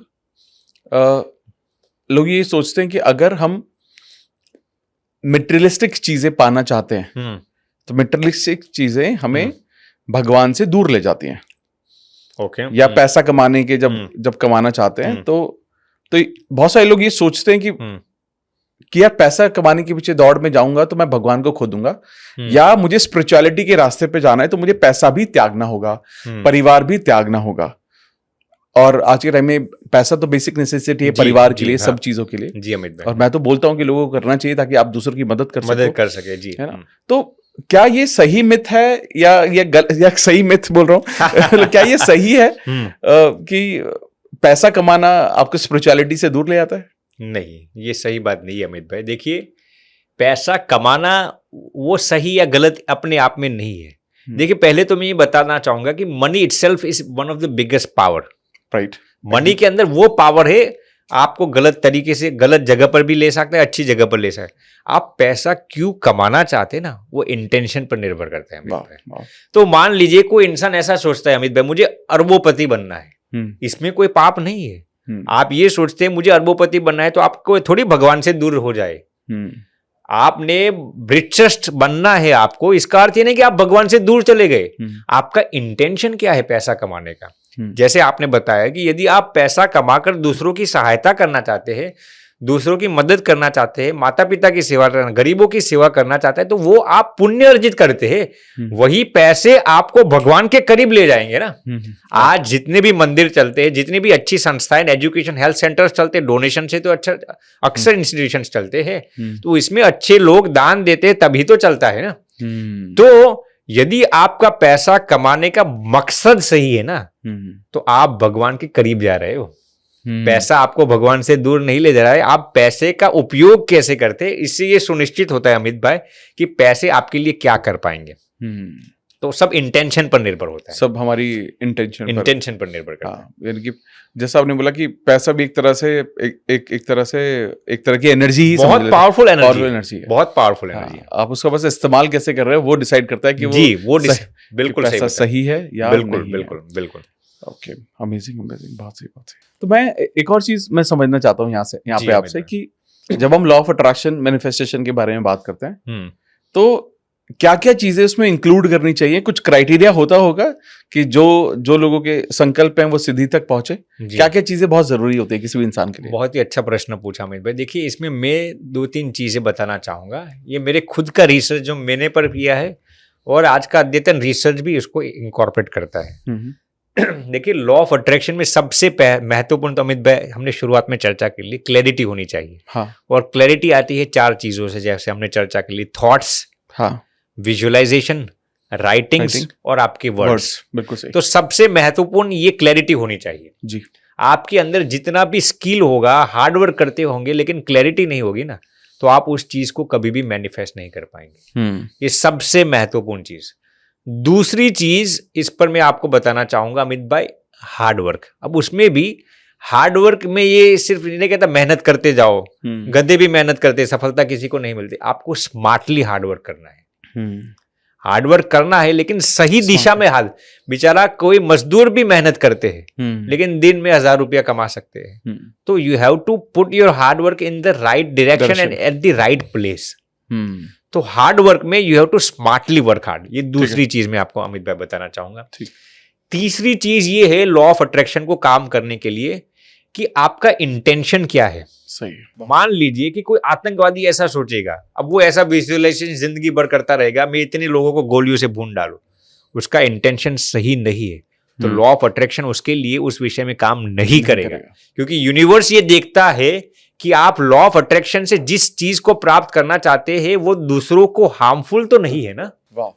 तो ये बहुत ही महत्वपूर्ण चीज है अमित भाई। मान लीजिए कोई पैसा वाला बनना चाहता है, लेकिन किसी को दबाकर, अपने पार्टनर्स को दबाकर, अपने सबऑर्डिनेट से, अपने कोवर्कर से, अपने एम्प्लॉइज हो उनको दबाकर, उनके पैसे लूट कर अमीर बनना चाहता है ना, तो लॉ ऑफ अट्रैक्शन उसके लिए काम नहीं करेगा, क्योंकि उसका इंटेंशन गलत है। चौथी चीज अमित भाई मैं ये बताना चाहूंगा, चलिए आपको जिस चीज को प्राप्त करना चाहते हैं वो दूसरों के लिए हार्मफुल नहीं है, लेकिन केवल अपने स्वार्थ की बात होगी ना, केवल अपने बेनिफिट की होगी ना, तब भी लॉ ऑफ अट्रैक्शन इतना जल्दी काम नहीं करेगा। ये मैं आपको जो तरीके बताता हूं ना अमित भाई, वो लॉ ऑफ अट्रैक्शन को एक्सपेडाइट करने के लिए, आप जिस चीज को प्राप्त करना है उसको जल्दी से जल्दी आप कैसे प्राप्त कर सकते, उसके ये तरीके मैं बता। तो चौथी चीज अमित भाई ये है कि स्वार्थी इंटेंशन नहीं होना चाहिए। सिर्फ आपका नहीं होना चाहिए। सिर्फ आपका नहीं होना चाहिए। बहुत सही।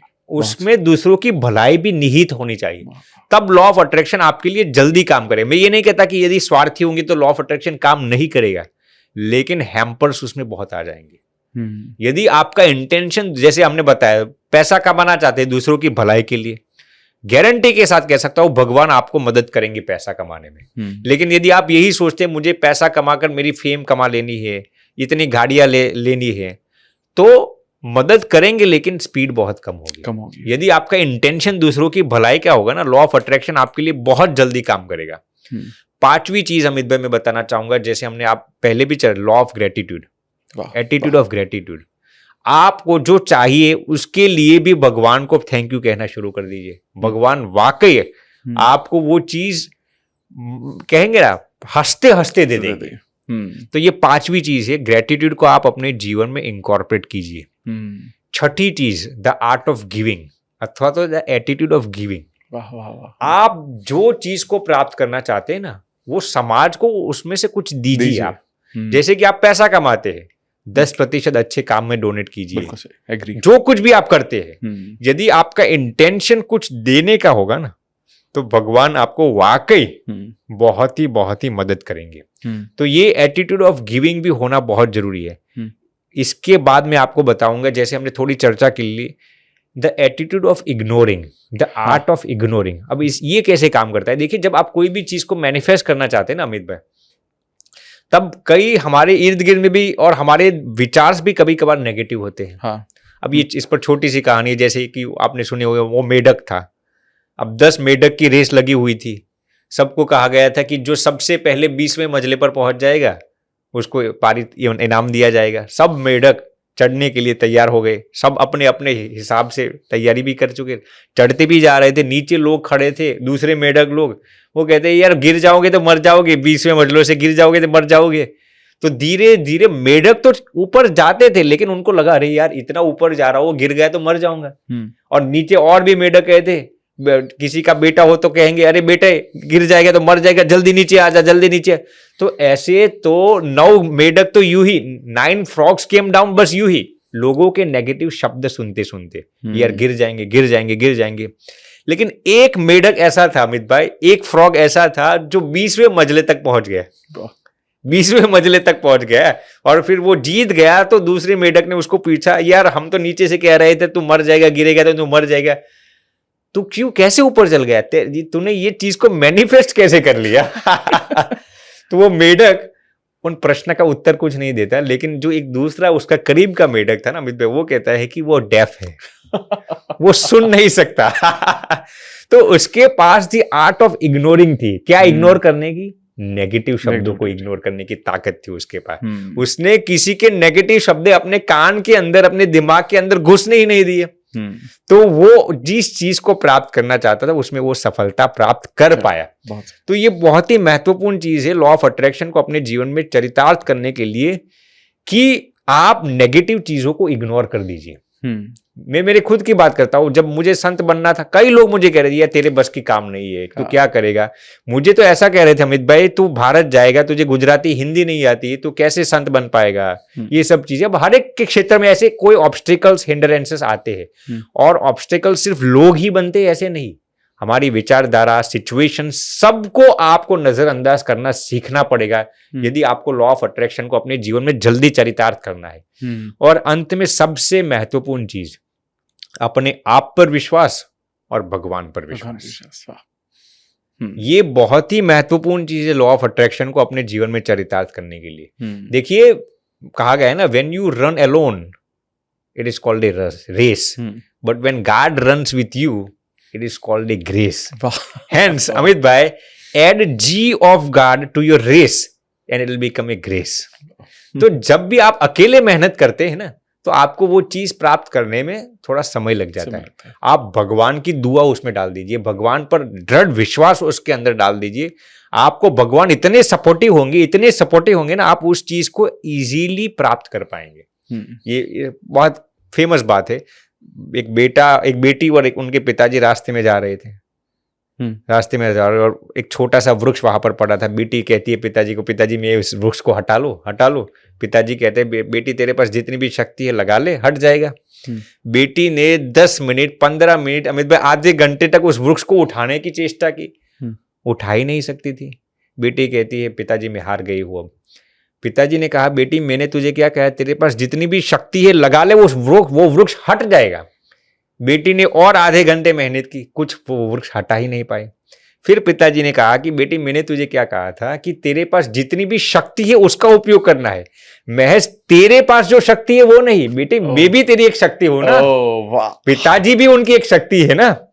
तो ये चीज अमित भाई बहुत ही महत्वपूर्ण चीज है कि अपना सेल्फ कॉन्फिडेंस सिर्फ आप नहीं है, आपके जितने भी करीब के लोग हैं, जैसे फॉर एग्जांपल आप हैं, आप जिस चीज को प्राप्त करना चाहते हैं अमित भाई, उसमें आपकी धर्मपत्नी का भी बहुत सपोर्ट आप ले सकते हैं। वो भी आपकी एक एनर्जी है, वो भी आपकी एक शक्ति है ना। हम अकेले क्यों मेहनत करते हैं? पिताजी ने क्या कहा था, तेरे पास जितनी भी शक्ति है उसका उपयोग करना है, केवल तू जो शक्ति है वो नहीं। तो मैं भी बेटी तेरी एक शक्ति, मैं भी एक शक्ति हूं ना।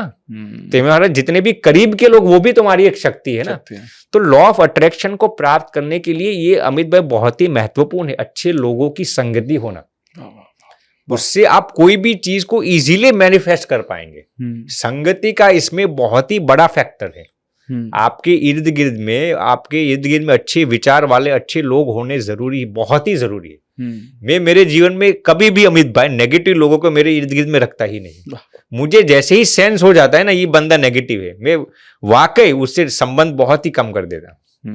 इसका अर्थ ये नहीं कि आप ऐसे लोगों को मत रखिए जो आपको सही सलाह दे, लेकिन नेगेटिव विचार वाले जितने भी लोग हैं ना उनको अपने जीवन से दूर ही कर दीजिए। तो ये लॉ ऑफ अट्रैक्शन को, कोई भी चीज को मैनिफेस्ट करने के लिए इतने जो रूल्स है ना, मैंने खुद के बनाए हुए, तो मेरे लिए लॉ ऑफ अट्रैक्शन बखूबी और आसानी से काम करता है। बहुत ही सुंदर। बस मैं एक चीज के बारे में यहाँ पे पूछूंगा आपसे। जी अमित भाई, जब आपने, एक तो बहुत अच्छी बात आपने कही कि जब वो जो कहानी आपने सुनाई पूरी शक्ति का इस्तेमाल करना, जिसमें आपका परिवार भी आता है और आप भगवान की शक्ति का भी इस्तेमाल कर सकते हैं। उसमें भगवान के साथ आस्था है तो भगवान भी आपके साथ है। जी।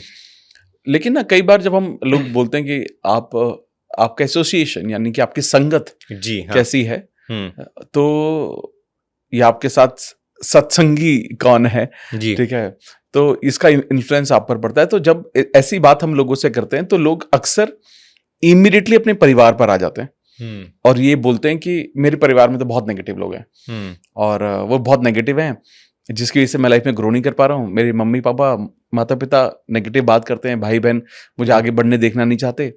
तो मुझे लगता है कि शायद इसका मतलब थोड़ा सा और परे है रादर देन, क्योंकि कई बार क्या होता है हमारे माता पिता को तो हम नहीं बदल सकते, सोच को उनकी नहीं बदल सकते बहुत हद तक, हालांकि ये उनके ऊपर भी है कि उनको ठीक करना चाहिए खुद को। जी हाँ। तो ऐसे जब आपके पास सवाल आए तो आप क्या बोलते हैं, क्योंकि लोग संगत का मतलब सिर्फ परिवार को ही सोच रहे हैं, बाहर के बारे में बिल्कुल नहीं सोच रहे हैं। जी देखिए, सबसे पहले तो आपको अपने पेरेंट्स सिलेक्ट करने का तो कोई चॉइस ही नहीं है। हाँ। तो अब आपके माता पिता तो जो है वो है। अब हालांकि you can work on that, आप उनको भी पॉजिटिव कर सकते हैं, लेकिन इसका बेस्ट तरीका अमित भाई ये है कि चलिए मान लीजिए कि आपके माता पिता नेगेटिव है या फिर सपोर्टिव नहीं है, आप अपने इर्द गिर्द में ऐसे फ्रेंड्स तो बना सकते हैं ना जो पॉजिटिव है। हाँ, सही। वो भी आपकी बहुत बड़ी संगत है ना। तो आप ऐसे 3-4 ऐसे फ्रेंड्स रखिए अपने जीवन में जो बहुत ही वाइब्रेंट हो, बहुत ही एनर्जेटिक हो, बहुत ही पॉजिटिव हो। आप उनकी संगति में रहना लगेंगे ना। जब रिसर्च ये कहता है अमित भाई, जब इंसान खुद इतना अंदर से पॉजिटिवली मोटिवेटेड होता है, ये आपने बहुत ही अच्छा प्रश्न पूछा। इस पर यूनिवर्सिटी ऑफ स्पेन का एक रिसर्च मैं आपको बताना चाहूंगा। अभी कुछ हफ्ते पहले ही मैं पढ़ता हूँ, द पावर ऑफ एसोसिएशन करके एक रिसर्च आर्टिकल है कि उसमें उन्होंने एक ऐसा शब्द, माता पिता शब्द इस्तेमाल नहीं किया, लेकिन उन्होंने ऐसा लिखा है जब आपके रिलेटिव्स नेगेटिव होते हैं तो how can you become positive. तो उन्होंने यही तरीका बताया, यूनिवर्सिटी ऑफ स्पेन का है, कि सबसे पहले तो आप अपने 3-4 ऐसे करीब के मित्र लोग ढूंढ लीजिए जो हाइपर पॉजिटिव हो, जेन्युइनली पॉजिटिव हो। उनका संगति करते करते जब आप पॉजिटिव हो जाएंगे ना, जब आपके अंदर पॉजिटिवली आयंस चार्ज हो जाएंगे ना, तब आप जिस घर में रहते हो ना वो भी नेगेटिव होंगे ना, आपकी बदौलत वो लोग भी पॉजिटिव हो जाएंगे, वाकई हो जाएंगे। हम क्या करते हैं अमित भाई, जब हमारे पेरेंट्स या फिर हमारे करीब के रिलेटिव जब नेगेटिव होते हैं ना, तो हमारी सबसे बड़ी गलती क्या होती है जानते हो? हम उनकी कंप्लेन करने लगते हैं। हम उनके विषय में नेगेटिव सोचना शुरू कर देते हैं। क्या, अरे यार ये तो सपोर्टिव ही नहीं है, ये हर बार नेगेटिव ही बात करते हैं। मैं आपको गारंटी के साथ कह सकता हूं, यदि आप पॉजिटिव उनके प्रति हो जाएंगे ना, वो गारंटीड पॉजिटिव हो जाएंगे। आपको अपने सोच से उनके प्रति पॉजिटिव होना है। करेक्ट। माता पिता या कोई भी रिलेटिव्स हो, यदि आप उनके प्रति पॉजिटिव हो जाएंगे ना, वो गारंटीड आपके प्रति पॉजिटिव हो ही जाएंगे। थोड़ा समय लग सकता है लेकिन हो ही जाएंगे। तो पावरफुल तरीका अमित भाई यही है कि आप अपने नए मित्र ऐसे ढूंढिए जो पावरफुली पॉजिटिव हो, और correct. उनकी ऑरा से, उनके आयन से आपके करीब के लोग भी पॉजिटिव हो जाएंगे। बहुत सही, बहुत सही। तो आप एक और मेरा सवाल यहीं पर आता है जी अमित भाई, कि जब आपने कहा एसोसिएशन और वो बहुत अच्छी बात बोली कि 4-5 ऐसे लोग होने चाहिए जो आपको आगे पुश करें, मैं ये इस जगह में ये जानना चाहता हूँ कि हमारे जीवन में गुरु का कितना महत्व है? बहुत ही महत्वपूर्ण है। देखिए अमित भाई, कोई भी क्षेत्र को आप उठा लीजिए, केवल स्पिरिचुअलिटी की मैं बात नहीं करता, आप बिजनेस गुरु के कोई भी क्षेत्र में आप पकड़ लीजिए, गुरु की 100% में जरूरत नहीं, ऐसा नहीं है, अनिवार्यता है। यानी कि it is absolute compulsory and mandatory कि आपके जीवन में कोई ऐसे मार्गदर्शक हो। फिर वो आपके माता पिता भी हो सकते हैं, आपके मित्र भी आपके गुरु हो सकते हैं। ऐसा जरूरी नहीं कि कोई एक संत ही होना चाहिए, लेकिन गुरु होना बहुत ही जरूरी है। क्यों जरूरी है? क्योंकि देखिए ये एक सहज बात है। ये अमेरिका में एक गांव था, गांव का नाम मैं भूल गया। जब आप किसी को अपना गुरु बनाते हैं या फिर अपने मार्गदर्शक बनाते हैं ना, तो आप यूं ही उनके साथ अपने जीवन की सभी बात साझा करने लगते हैं। हाँ। जैसे कि मेरे जीवन में कोई कठिनाई आई या फिर कोई हैप्पीनेस की फीलिंग हुई, मैं सबसे पहले उनको बताऊंगा। तो ये रिसर्च कहता है कि जब आप अपने ऐसे जीवन में एक ऐसा बंदा हो जिनके साथ आप अपनी जीवन की सभी चीजें साझा करते हैं ना अमित भाई, वो आपको स्ट्रेस, डिप्रेशन, एंग्जाइटी तो ठीक है, लेकिन आपकी हैप्पीनेस की मात्रा बहुत बढ़ा देता है। ये मैं गांव का नाम भूल गया हूँ, अमेरिका में ही एक स्मॉल सिटी है, वहां पर ये रिसर्च किया गया था कि उन्हें अपने जीवन की कोई भी समस्या है ना, अच्छी या बुरी, अपने कोई भी एक इंसान को ऐसा रखना है जिनके साथ वो सब कुछ ब्लंटली और पूरे नंगे होकर सभी बात साझा कर सके, कोई भी चीज हो गई हो। वहां तक किस्से सामने आए थे अमित भाई इस रिसर्च में। एक लड़का था जिसको अपनी ही रिलेटिव्स को देखकर गलत विचार आ गए हो, ऐसे भी सोच वो जेन्युइनली अपने मेंटर को बताते थे। उसकी वजह से उनके हैप्पीनेस के जो लेवल्स थे ना 85% बढ़ गए थे। तो मैं ये कहूंगा कि जीवन में गुरु बहुत ही अनिवार्य है, जिनके साथ आप सब कुछ साझा कर सकते हैं। आपकी सफलता बहुत आसान हो जाएगी, बहुत ही आसान। आपके जीवन में गुरु का क्या महत्व है? बहुत ही सिग्निफिकेंस है। देखिए, मैं जो संत बना 100% उनकी बदौलत ही बना, हमारे गुरुजी परम पूज्य श्री ज्ञान जीवन दास जी स्वामी। अब मेरे अंदर तो कई ऐसे दोष है, काम, क्रोध, लोभ, ईर्ष्या, कपट, सब उनकी वजह से ही हम जो कुछ बन पाए हैं 100% अमित भाई उनकी बदौलत ही है। तो मैं तो ये कहूँगा कि आपको गुरु होना बहुत ही जरूरी। देखिए, मैं ये नहीं कहता कि संत ही होना जरूरी, मैं रिपीट करता हूँ, आपको जहां पर भी आपका मन लगे, जहां पर भी आपको तसल्ली मिले और जहां पर आपको समाधान मिलता हो ना, वहां पर आप रखिए। आपके लिए कोई भी मेंटर हो सकता है, ऐसा जरूरी नहीं है कि संत ही होना चाहिए, लेकिन होना जरूरी है। जी अमित भाई, यानी मुझे बहुत सही बात भी लगी कि कोई आपके जीवन में कोई ना कोई एक ऐसा इंसान जरूर होना चाहिए जिसके सामने आप बिल्कुल ऑनेस्ट हो सकते हैं और सब कुछ एक्सप्रेस कर सकते हैं। और इसमें भी अमित भाई मैं एक बात ऐड करना चाहूंगा। अब आप जिसको सिलेक्ट करते हैं ना, वो इंसान नॉन जजमेंटल होना चाहिए। बिल्कुल सही है, ये बहुत ही महत्वपूर्ण है। Correct, agree. पहले तो प्राइवेसी होनी चाहिए। वो इंसान आपकी, अब आपने मुझे मान लीजिए गुरु बन लिया और मैं दूसरे इंसान को बता के रहूंगा कि अमित भाई ने, ये नहीं होना चाहिए। दूसरी चीज, नॉन जजमेंटल होना चाहिए। यदि आपने मुझे अपने जीवन की कुछ ऐसी बात बताई जो आपसे कुछ गलती हो गई और मैं जजमेंटल होकर यदि आपको जज करता रहूंगा ना, तो मैं गुरु होने के लायक ही नहीं हूं। तो ये क्वालिटीज आपको देखनी पड़ेगी सामने वाले इंसान के अंदर। सबसे महत्वपूर्ण ये है, वो नॉन जजमेंटल होना बहुत जरूरी है। तभी आपको जो गुरु से लाभ होना चाहिए ना, तभी आप उसको प्राप्त कर पाएंगे। जी, इसीलिए तो आपने सुना होगा अमित भाई कि कभी कभार इंसान से गलती हो जाती है ना, तो वो किसी पेड़ के सामने, किसी वृक्ष के सामने भी बयां कर देता है। हाँ। और वो बहुत ही स्ट्रेस फ्री हो जाता है। क्यों? क्योंकि वो वृक्ष जो है, वो पेड़ है, वो नॉन जजमेंटल। बिल्कुल सही। आपको देखकर ये नहीं कहेगा कि आपने ये गलती कर दी, वो आपको क्षमा देने के लिए ही बैठा है। तो ये होना बहुत जरूरी है। अमेजिंग।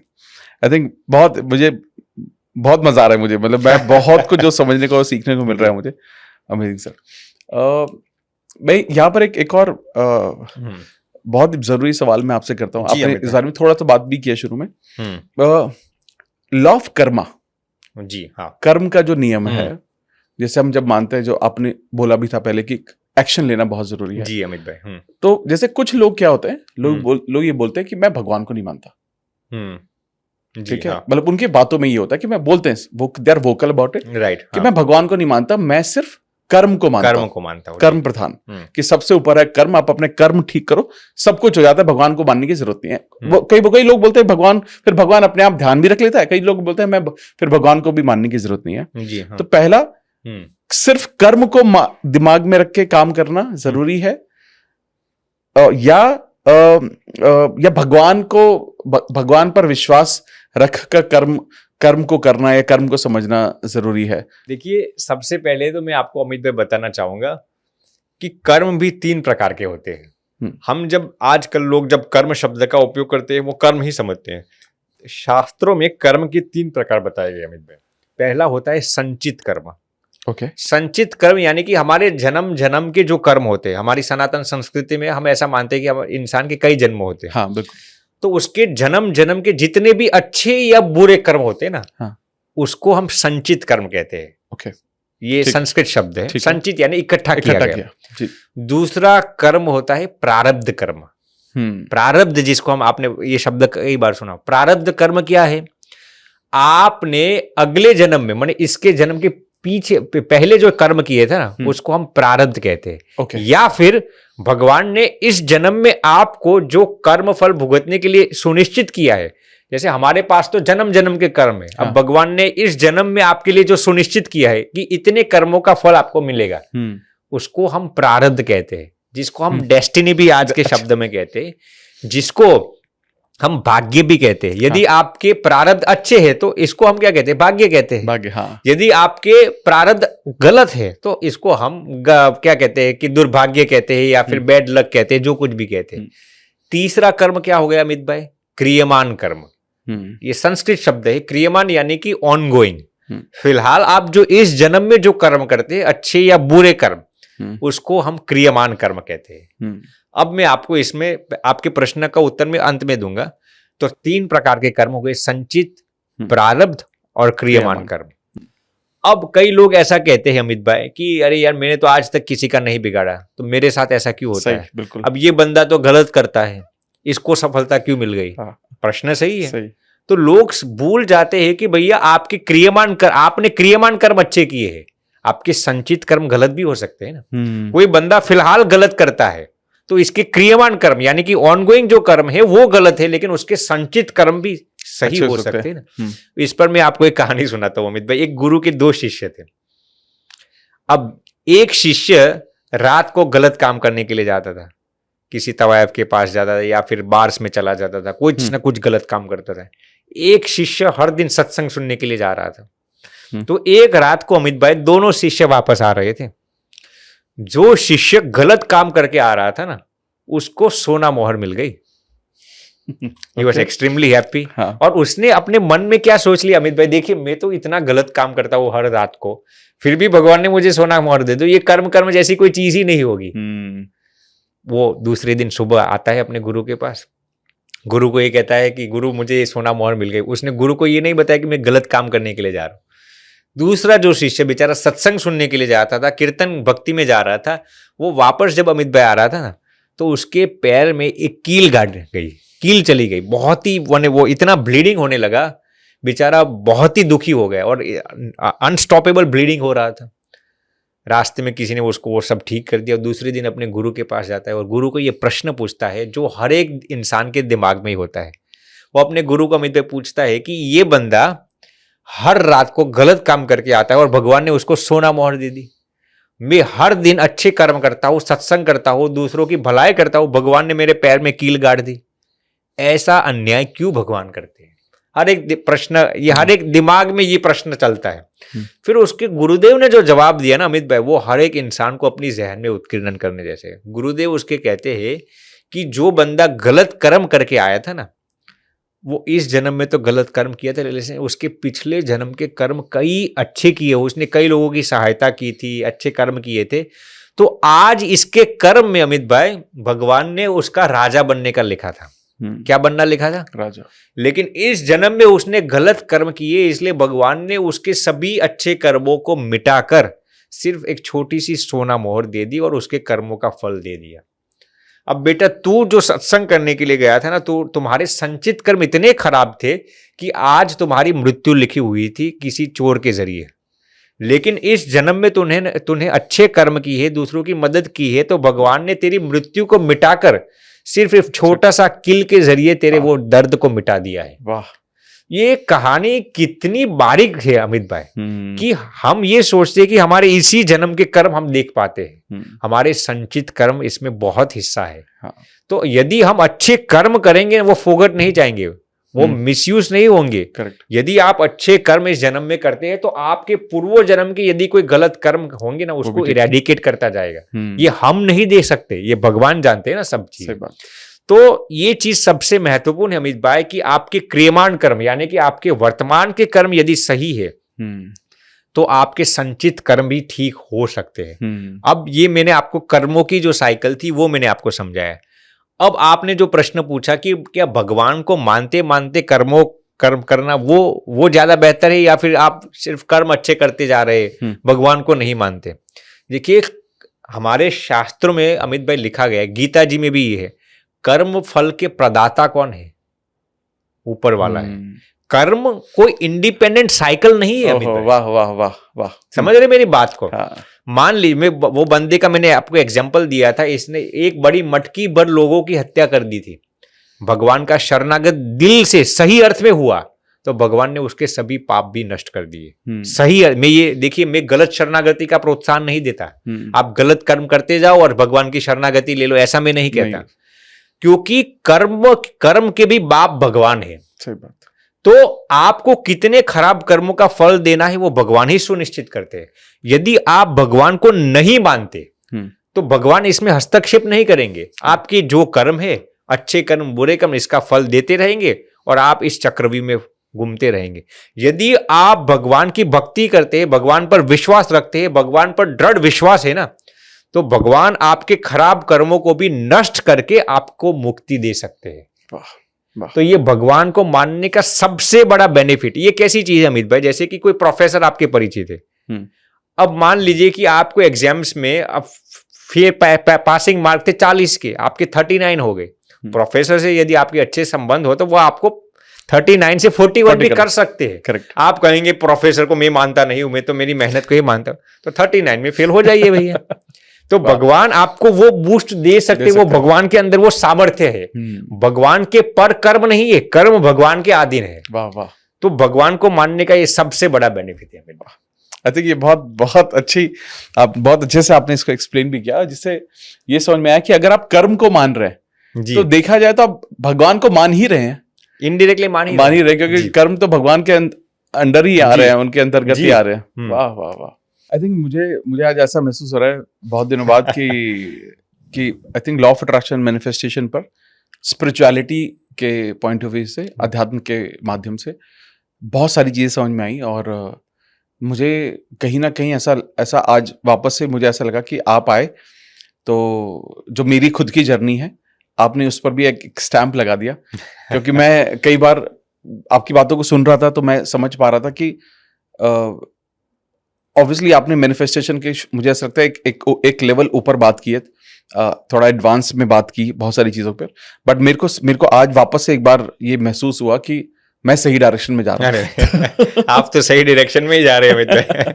तो मुझे तो इसलिए बहुत कुछ सीखने को मिला, समझने को मिला, and I am sure about it. जो भी लोग आज ये पूरा पॉडकास्ट देख रहे हैं तो उनको अपने आप बहुत ज्यादा चीज समझने को मिली होंगी, सीखने को मिली होंगी। और अगर आपको ऐसा किसी भी पल में ऐसा महसूस हुआ जहां आपको ये लगा कि मेरा बहुत बड़ा ब्रेक थ्रू था और बहुत कुछ समझने को मिला, तो आप उसको कमेंट बॉक्स में जरूर डाल देना, ठीक है। और ये एक मैं पहली बार बोल रहा हूँ, अगर आप इस पॉडकास्ट में यहाँ तक हैं तो चैनल को सब्सक्राइब जरूर कर दीजिएगा, क्योंकि अक्सर क्या होता है, लोग फ्लो में हमारे सारे पॉडकास्ट देखते हैं बट समहाउ हम पाते हैं कि बहुत सारे लोग सब्सक्राइब नहीं करते, तो वो कर दीजिएगा। पहली बार बोल रहा हूँ, मैंने आज तक कभी नहीं बोला, पहली बार बोल रहा हूँ मैं। इसके साथ साथ सर मैं आपसे स्वामी जी मैं जानना चाहता हूँ कि ऐसी कौन सी एडवाइस, फाइनल एडवाइस जो आप हमारी ऑडियंस को देना चाहते हैं, जिसे वो अपनी लाइफ में अपनाकर भगवान के करीब भी रह सकते हैं और साथ साथ अपनी लाइफ में बहुत सारी चीजें मैनिफेस्ट कर सकते हैं। बहुत अच्छा प्रश्न पूछा अमित भाई। अब इसको हम आखिरी को भी दे देते हैं। देखिए, हमने अक्सर चीज़ों पर तो चर्चा बखूबी कर ली है। आज मैं अमित भाई ये कहना चाहूँगा कि आप जो भी चीज़ को मैनिफेस्ट करना चाहते हैं ना, या फिर स्पिरिचुअलिटी वाइज भी, आप एक चीज़ अपने जीवन में इंकॉर्पोरेट कर लीजिए, भगवान का नाम स्मरण।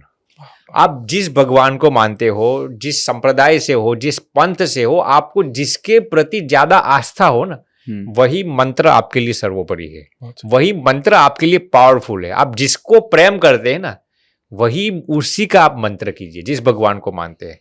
तो मैं ये जरूर कहना चाहूंगा अमित भाई, जब हम नाम स्मरण करते हैं ना, मैं ये जरूर कहना चाहूंगा कम से कम दिन में 10 मिनट इतना एकांत में या फिर पावरफुली, कोई मोबाइल का हम सब नहीं, अकेले बैठकर या फिर परिवार में जो कुछ आप करना चाहते हो, भगवान का नाम स्मरण दिल से, और वो भी उच्चारण के साथ, मन से ही नहीं, उच्चारण के साथ आप ओम नमः शिवाय, हरे कृष्णा हरे रामा, या फिर राम राम स्वामी नारायण, जो कुछ भी मंत्र आपको अच्छा लगे ना, 10 मिनट आप कीजिए। मैं आपको गारंटी के साथ अमित भाई कह सकता हूँ, आपके जितने भी व्यूअर्स है, सबके जितने भी अफर्मेशंस होंगे, जितनी भी कल्पनाएं होगी ना, 100% भगवान उस चीज को मैनिफेस्ट करेंगे ही।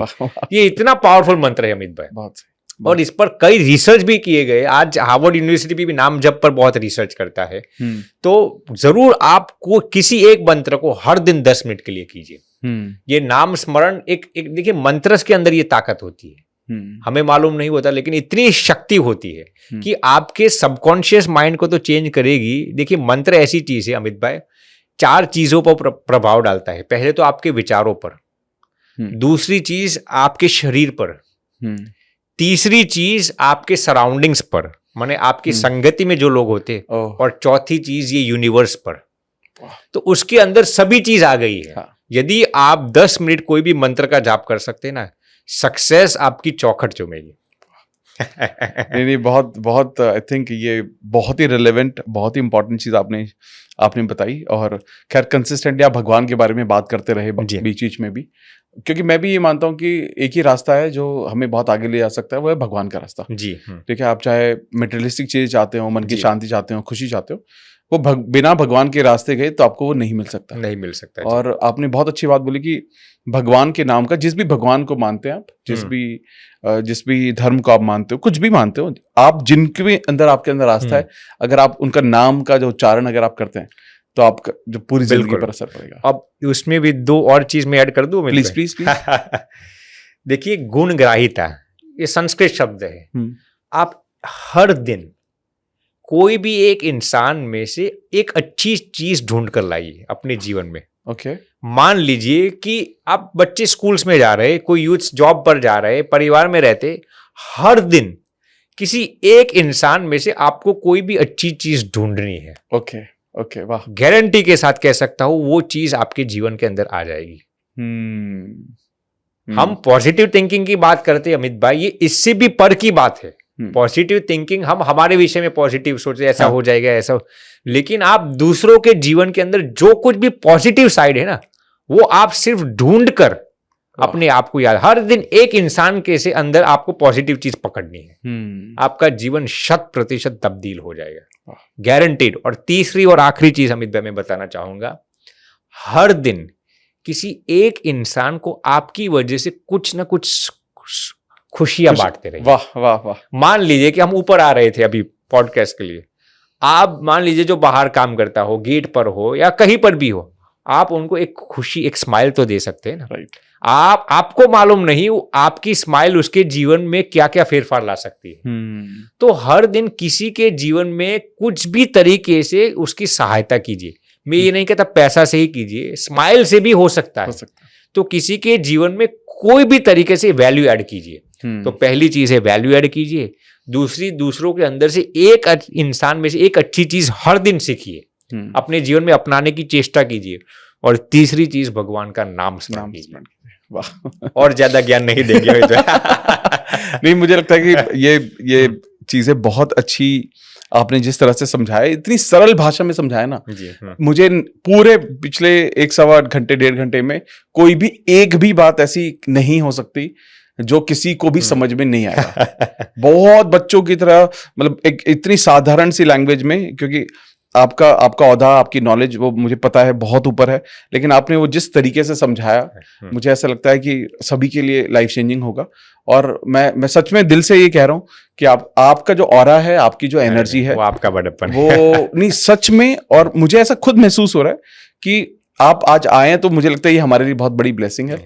और I am sure about it, आपका आना और जितने भी लोग ये पॉडकास्ट देख रहे हैं, ये उन सभी के लिए ब्लेसिंग है, आपका यहाँ पर आना और एक ऐसे सब्जेक्ट के बारे में बात करना जिसकी सबको जरूरत है वो। और आपने जो जितने भी मार्गदर्शन किया, and I am sure about it, लोग उसको इम्प्लीमेंट करेंगे और अपनी लाइफ को सफल बनाएंगे। मुझे जो अच्छी चीज लगी वो अमित भाई बता दूं? हाँ जी प्लीज। आपके जीवन में से मुझे 2 चीज बहुत अच्छी लगती है। एक तो है सरलता, भगवान ने आपको पहले से ही जो सरल और सहज स्वभाव दिया है वो हमें बहुत अच्छी लगती है। और दूसरे है आप जमीन से जुड़े हुए हो, यानी कि भगवान ने आपको किसी प्रकार का अहंकार, विनम्रता आपको भगवान ने गॉड गिफ्ट में दी है। तो ये 2 चीजें हमें बहुत अच्छी लगती है अमित भाई, और इसकी वजह से ही आपके कई दर्शक मित्र है वो भी आपके स्वभाव के कारण भी कई जुड़े हुए। आपका जो विनम्र, हम मुंबई में आपके कार्यक्रम में आए थे, हाँ जी, हाँ जी, तो वहां पर भी हमें बहुत अच्छा लगा था, बहुत अच्छा लगा था।